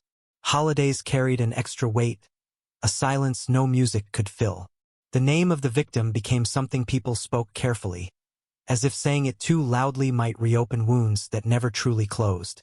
Justice felt like a word from another language, one that no longer translated to reality. And then technology changed, not all at once, not with a bang, but with a steady, relentless march forward, until what was impossible in 1991 became routine, and what was routine became expected. The decision to re-examine the evidence was almost casual, a line item in a broader review, a grant-funded initiative to digitize and test what had been left behind. Younger analysts, trained on machines that could read secrets in microscopic traces, pulled boxes from storage with the curiosity of archaeologists. Some contained nothing useful, just paperwork and degraded samples, but others held surprises, and when this particular fragment emerged it carried with it a strange sense of gravity, as if it knew what it was. The first run produced noise, partial data, nothing conclusive. No one celebrated. No one mourned. They adjusted parameters, recalibrated, tried again. This time the screen filled with ordered patterns, peaks and valleys aligning with an eerie precision. The profile took shape, digital, impersonal, yet profoundly human, a genetic fingerprint frozen in time. They uploaded it into the system, a vast network of coded identities, millions of lives reduced to strings of letters and numbers, and then they waited. Minutes stretched. Someone cracked a joke that fell flat. Coffee went cold. And then the alert appeared, sharp and unmistakable. A match, not tentative, not partial, but solid, undeniable. The kind that makes seasoned professionals sit back and stare. The room changed in an instant. The hum of the lights grew louder. The air felt thinner. A name surfaced from the data, not a ghost, not an unknown, but a person with a history, an address, a life that had continued uninterrupted while a case gathered dust. The shock was not just that there was a match. It was who the match belonged to. Someone who had brushed against the investigation years ago, close enough to be noted, dismissed, filed under cleared. Someone whose proximity had seemed incidental, whose explanation had fit neatly into the narrative everyone wanted at the time. The system did not care about narratives. It did not care about reputations or assumptions. It simply matched patterns, and the patterns screamed the truth. News traveled fast within the department, whispered first, then spoken openly, then debated in hushed tones that carried disbelief and a creeping sense of dread. Files were reopened, old notes reread with new eyes. Statements that once felt harmless now pulsed with implication. A timeline was redrawn, events reordered, gaps filled in ways no one had dared consider before. What had been overlooked was no longer invisible. It was glaring, almost mocking. Detectives who had worked the case in the 90s were called. Some retired, some gray-haired and tired, their reactions a mix of relief and regret. They remembered the suspect, remembered the interviews, the calm demeanor, the plausible alibi that had held just long enough to move on. Memory is a treacherous thing, reshaping itself to protect us from our own mistakes, and now those memories were under attack. The warrant process moved with a careful urgency, every step checked and double-checked, because this was not just an arrest, it was a resurrection of a failure, and any misstep would echo loudly. When officers finally approached the suspect's home, it was nothing like the dramatic raids seen on television. No sirens, no shouting, just a knock, firm and final, on a door that opened to reveal a face lined by years, eyes that flickered with recognition before settling into something colder. The conversation was brief. Rights were read, hands were cuffed, neighbors peeked through curtains, sensing significance without understanding it. In the back of the cruiser, the suspect stared straight ahead, the reflection of passing streetlights slicing across features that had once seemed unremarkable. At the station, questions resumed, familiar yet transformed by the weight of evidence.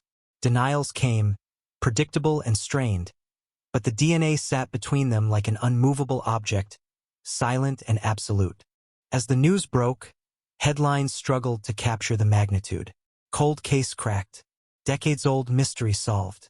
DNA stuns investigators. Each phrase felt insufficient. For the family, the call came late, voices on the other end careful, almost reverent. Shock hit first, then disbelief, then a slow, overwhelming rush of emotion that had been dammed up for years. Answers long imagined and feared were finally real. Yet even in this moment of apparent resolution, the past refused to fully release its grip. Questions lingered not about who, but about how and why it took so long, about the thin line between justice delayed and justice denied. The community revisited its own memories, replaying the night, the rumors, the suspicions that had been whispered and dismissed. Trust wavered, then recalibrated, as people grappled with the idea that the truth had been hiding in plain sight. In court filings, the language was clinical, precise, stripped of drama, but the story beneath it was anything but. It was a story of time as an accomplice, of technology as a reckoning force, of a single fragment of evidence carrying the weight of a life cut short. As proceedings moved forward, the city held its breath again, not for answers this time, but for accountability.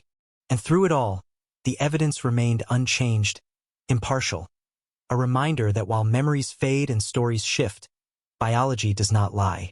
In the end, the cold case was not just cracked by science, but by persistence, by the refusal to let the past stay buried.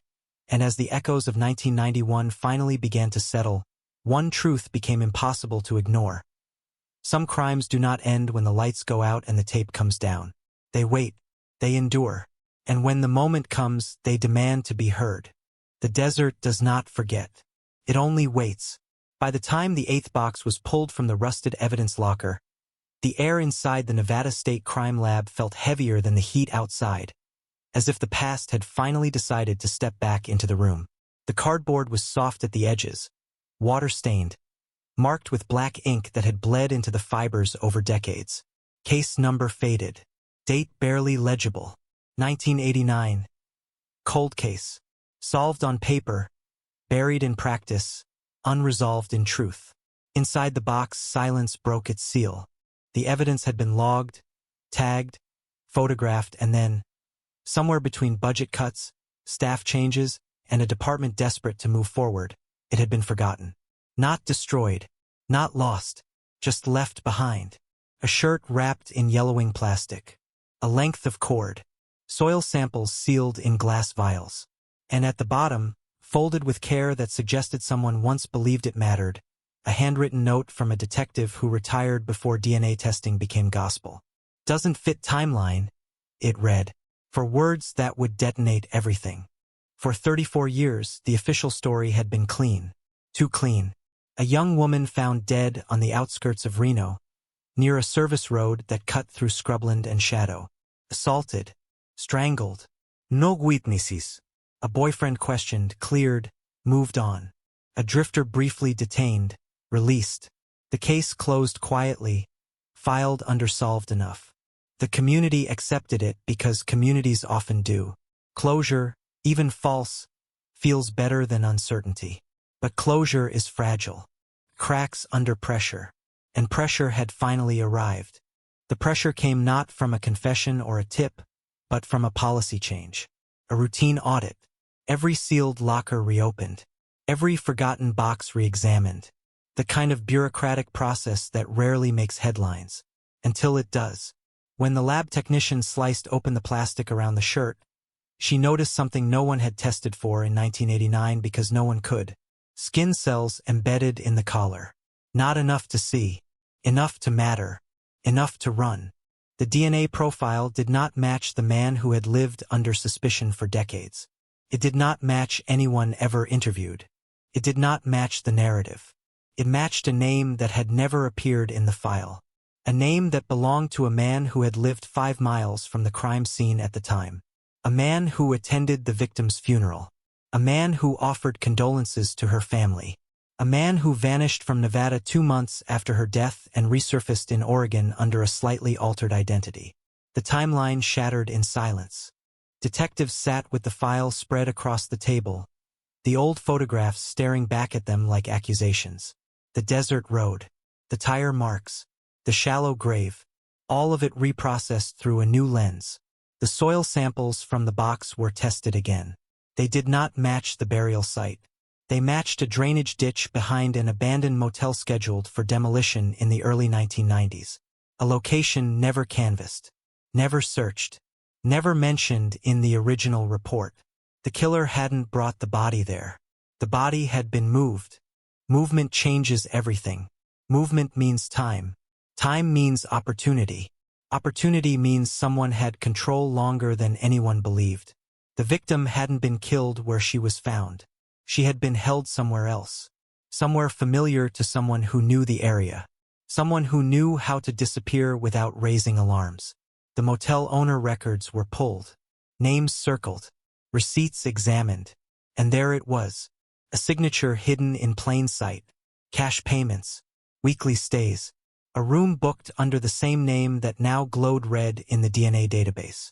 When detectives knocked on his door in Oregon, he was older, heavier, slower. He answered calmly. Too calmly.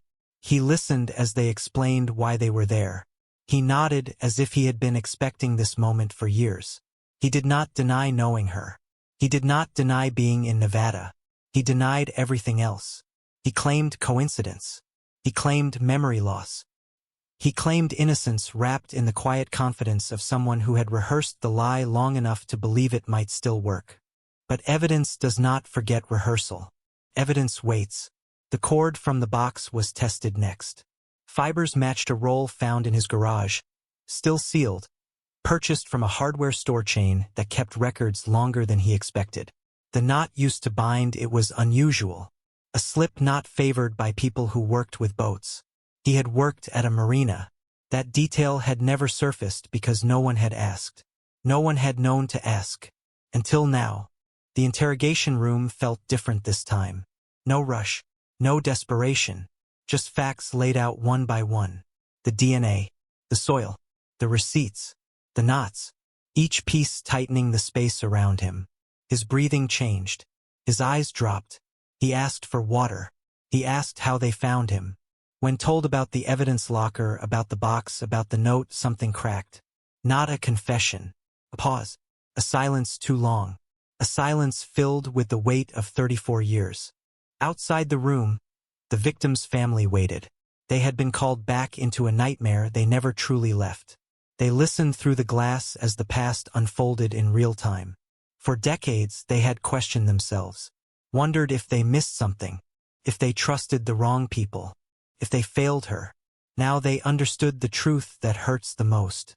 The system failed first. And then it forgot. News of the reopened case spread fast. Headlines burned across screens. Nevada 1989 cold case reopened. Evidence locker discovery shocks detectives. The community reacted with disbelief, then anger, then a familiar hollow feeling. How many other boxes were still waiting? How many other notes written in fading ink held answers no one bothered to read? The desert watched, unmoved, as it always does. When the suspect was finally charged, he did not fight. He did not plead. He stared at the floor while the judge read the words aloud. Murder, kidnapping, tampering with evidence. Each count a thread pulled from a life built on silence. In court, the shirt was displayed. The cord. The note. For words that rewrote history. The jury did not need long. Truth, once released, moves fast. But resolution does not erase damage. It does not restore years stolen or trust broken. It does not give back the future the victim never had. It only answers the question that haunted every quiet night since 1989.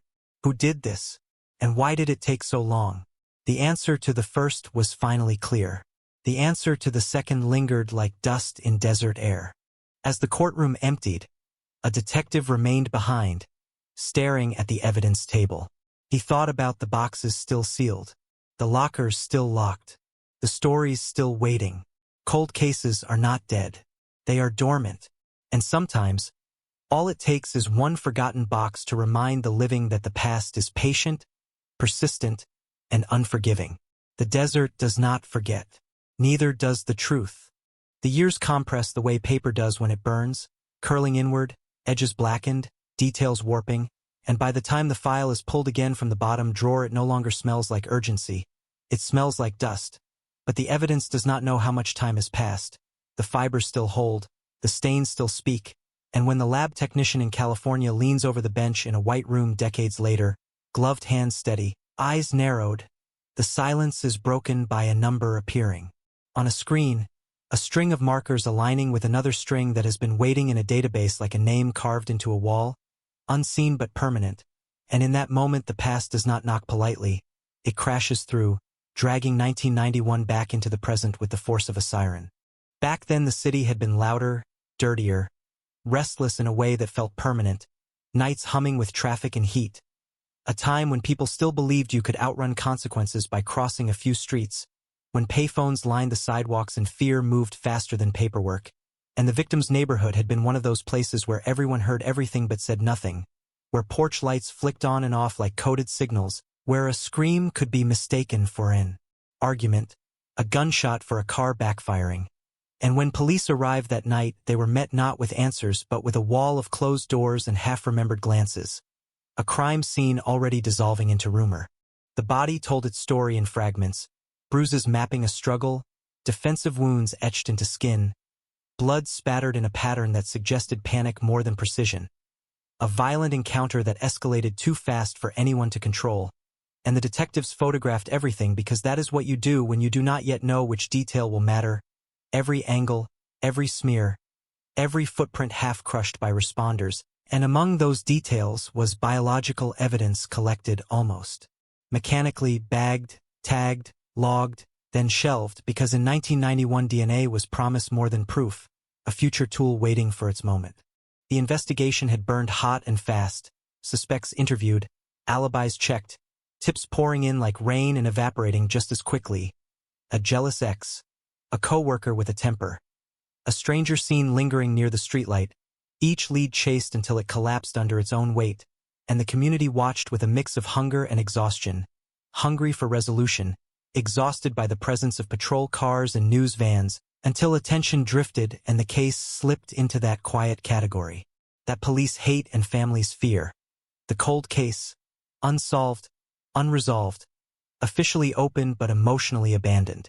Years passed the way they always do, unevenly, some memories sharpening, others fading, detectives retiring, files changing hands, the victim's family aging in place, birthdays marked by absence, holidays punctured by the same unanswered question. While somewhere in an evidence locker a box remained sealed, its contents stable, patient, waiting for a technology that would catch up, and when that day came it did not announce itself with drama. It arrived as a budget line item, a grant approved, a policy change, the quiet decision to retest what had once been inconclusive. The lab was nothing like the crime scene had been, sterile, controlled, indifferent to human grief, and the process unfolded step by step, extraction, amplification, comparison, each phase stripping away excuses, reducing the chaos of violence to numbers that could be matched. And when the match hit the database it did not feel like a revelation at first, it felt like an error, because the name attached to the profile was not on any old suspect list, not circled in red, not underlined in the margins of a yellowed report. It was someone who had been close, familiar, woven into the background of the victim's life so tightly that no one had thought to pull at the thread. Detectives reread the file with new eyes, seeing not what they had assumed but what they had missed, the casual interactions that now seemed loaded, the statements that were technically true but emotionally evasive, the timelines that bent just enough to allow opportunity. And with each page the sense grew that the truth had been hiding in plain sight, protected not by cleverness but by proximity, by trust, by the simple human tendency to look past what feels normal, and the weight of that realization settled heavily, because it meant the case had not gone cold from lack of evidence. It had gone cold from a misjudgment of familiarity. When they knocked on the door decades later, the neighborhood had changed, houses renovated, faces different. But the man who answered carried himself with the same posture captured in an old photograph, shoulders slightly hunched, eyes alert. A life lived under the assumption that the past was buried, and as detectives spoke his name and referenced a night long ago, the air thickened, time folding in on itself, and the questions came not as accusations but as invitations to explain, to fill in gaps that now glowed under forensic light. He talked, because people almost always do, memory spilling in fits and starts, some details vivid, others conveniently blurred, and as he spoke the investigators listened not just to what he said but to how he said it, the pauses, the deflections, the way his story slid around certain moments like a car avoiding potholes, and when confronted with the DNA match the room went quiet in a way that felt final, the kind of silence that arrives when denial realizes it has run out of ground. The news broke the way modern news always does, fast and loud, headlines flashing words like cracked and stunned and decades later, and the community reacted with a collective intake of breath, shock layered over old grief, disbelief tangled with grim satisfaction, because resolution does not erase pain, it reframes it, and for the victim's family the call from detectives reopened wounds that had scarred but never healed, delivering both vindication and a fresh wave of sorrow, the confirmation that they had not imagined the violence, that it had not been random, that there was now a name attached to the loss. In court filings and press briefings, the story was reduced to timelines and evidence summaries. But beneath that clinical language was the uncomfortable truth that the killer had lived among them, attended gatherings, shared meals, nodded politely on sidewalks, all while carrying a secret preserved not by brilliance but by time. And as the case moved forward, prosecutors cautious, defense attorneys calculating, the public grappled with the unsettling implication that justice is not always about speed. Sometimes it is about patience, about evidence waiting for the right moment to speak. The evidence locker became a symbol in the retelling, a metaphor for everything that had been overlooked, and detectives spoke about it with a mix of pride and regret. Pride that the system had finally worked, regret that it had taken so long, and they acknowledged what families already knew, that cold cases are not cold because they lack heat, they are cold because the fire is banked, waiting for oxygen, and DNA had provided that oxygen in a rush, igniting answers that had smoldered for decades. As the suspect was led away, cameras capturing the image, the city watched a chapter close that had been left open too long, and yet the ending felt complicated, not triumphant, because time had stolen what no conviction could return, and the victim's voice remained silent, present only in photographs and in the memories of those who loved them, and the investigators, now older themselves, carried the weight of knowing that while science had delivered justice, it had also exposed the fragile, fallible nature of human judgment. The case settled into its new status, no longer unsolved, now a lesson cited in training sessions, a reminder to never discount the obvious, to preserve everything, to trust that future tools may illuminate today's shadows, and in the quiet after the headlines faded, after the shock softened into acceptance, the story lingered as a low hum beneath the city's noise, a reminder that the past is never really past, that evidence remembers even when people forget, and that somewhere, in a box on a shelf, the truth may still be waiting, patient and unblinking, for the moment when it can no longer be ignored. The call does not come with sirens or urgency. It comes quietly, almost politely, decades after the first patrol cars sealed the street and the first yellow tape fluttered in the California sun.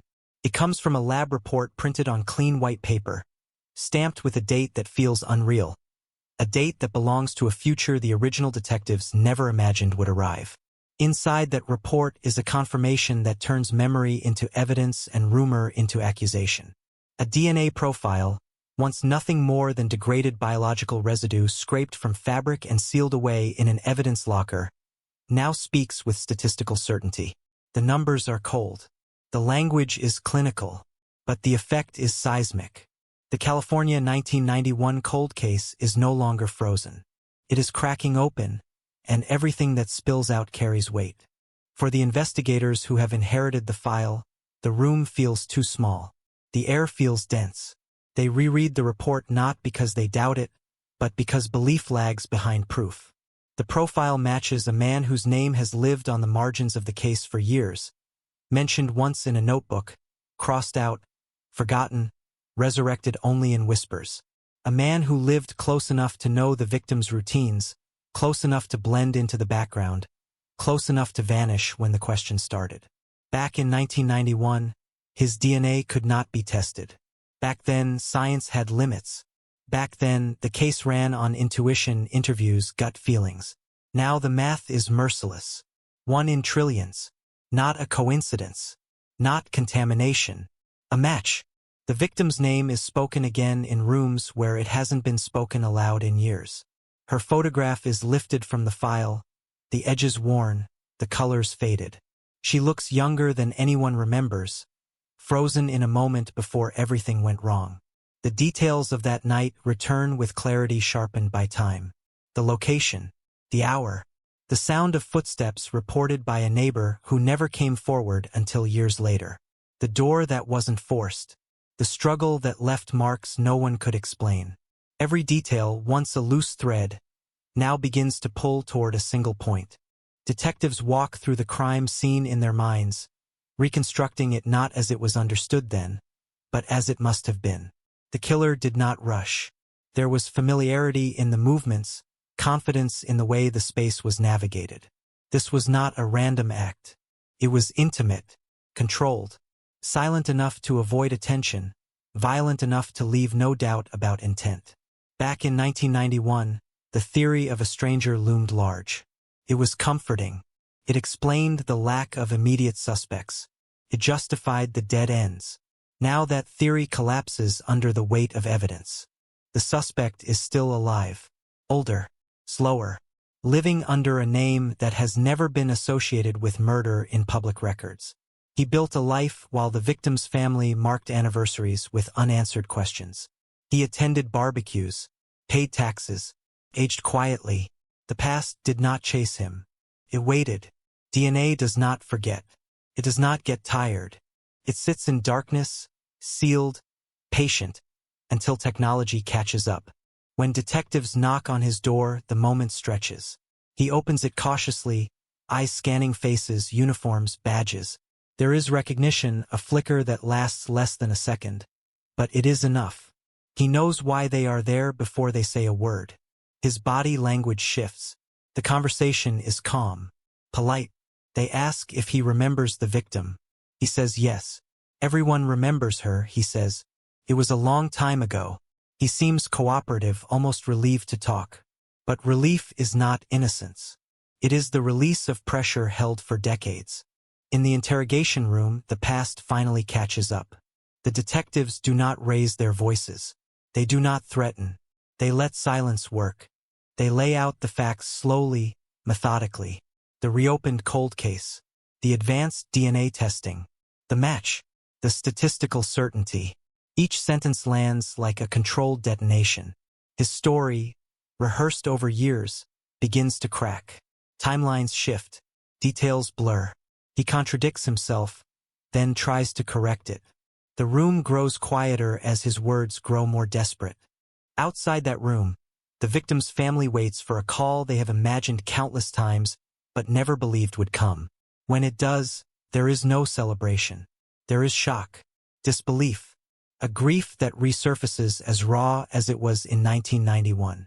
Justice, delayed, does not feel clean, feels heavy. It brings answers, but it also brings images, details, confirmations that reopen wounds long scarred over. They learn that the person who took their daughter's life was someone they trusted, someone who sat at their table, someone who attended gatherings and smiled.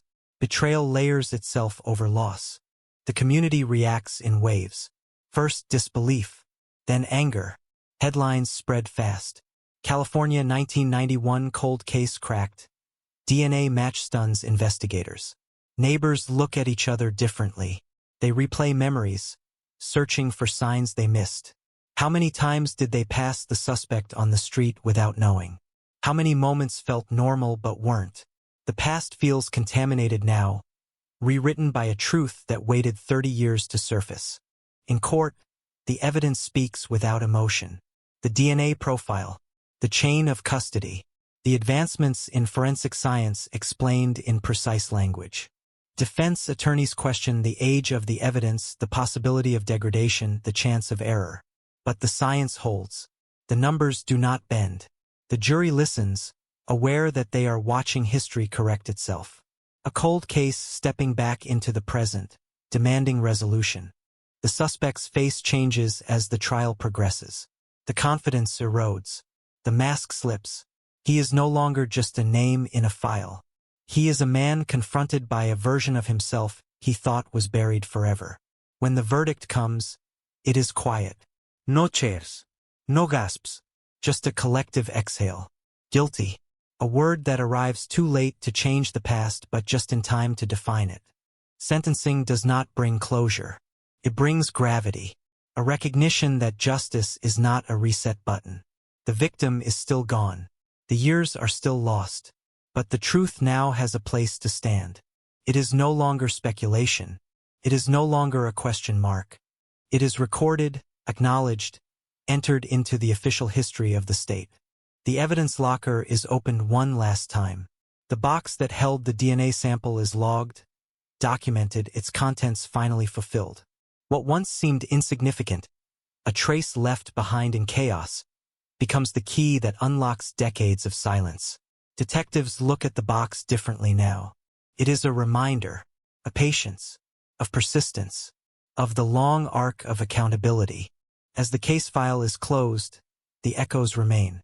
In the community, in the family, in the halls of the department where new detectives are trained with old cases as lessons. Cold cases are not dead. They are sleeping, waiting for the right moment, the right technology, the right set of eyes willing to look again. The California 1991 cold case no longer asks who did it. It asks how many others are still waiting. How many sealed boxes sit in darkness, holding answers that time has not erased. The story does not end with a verdict.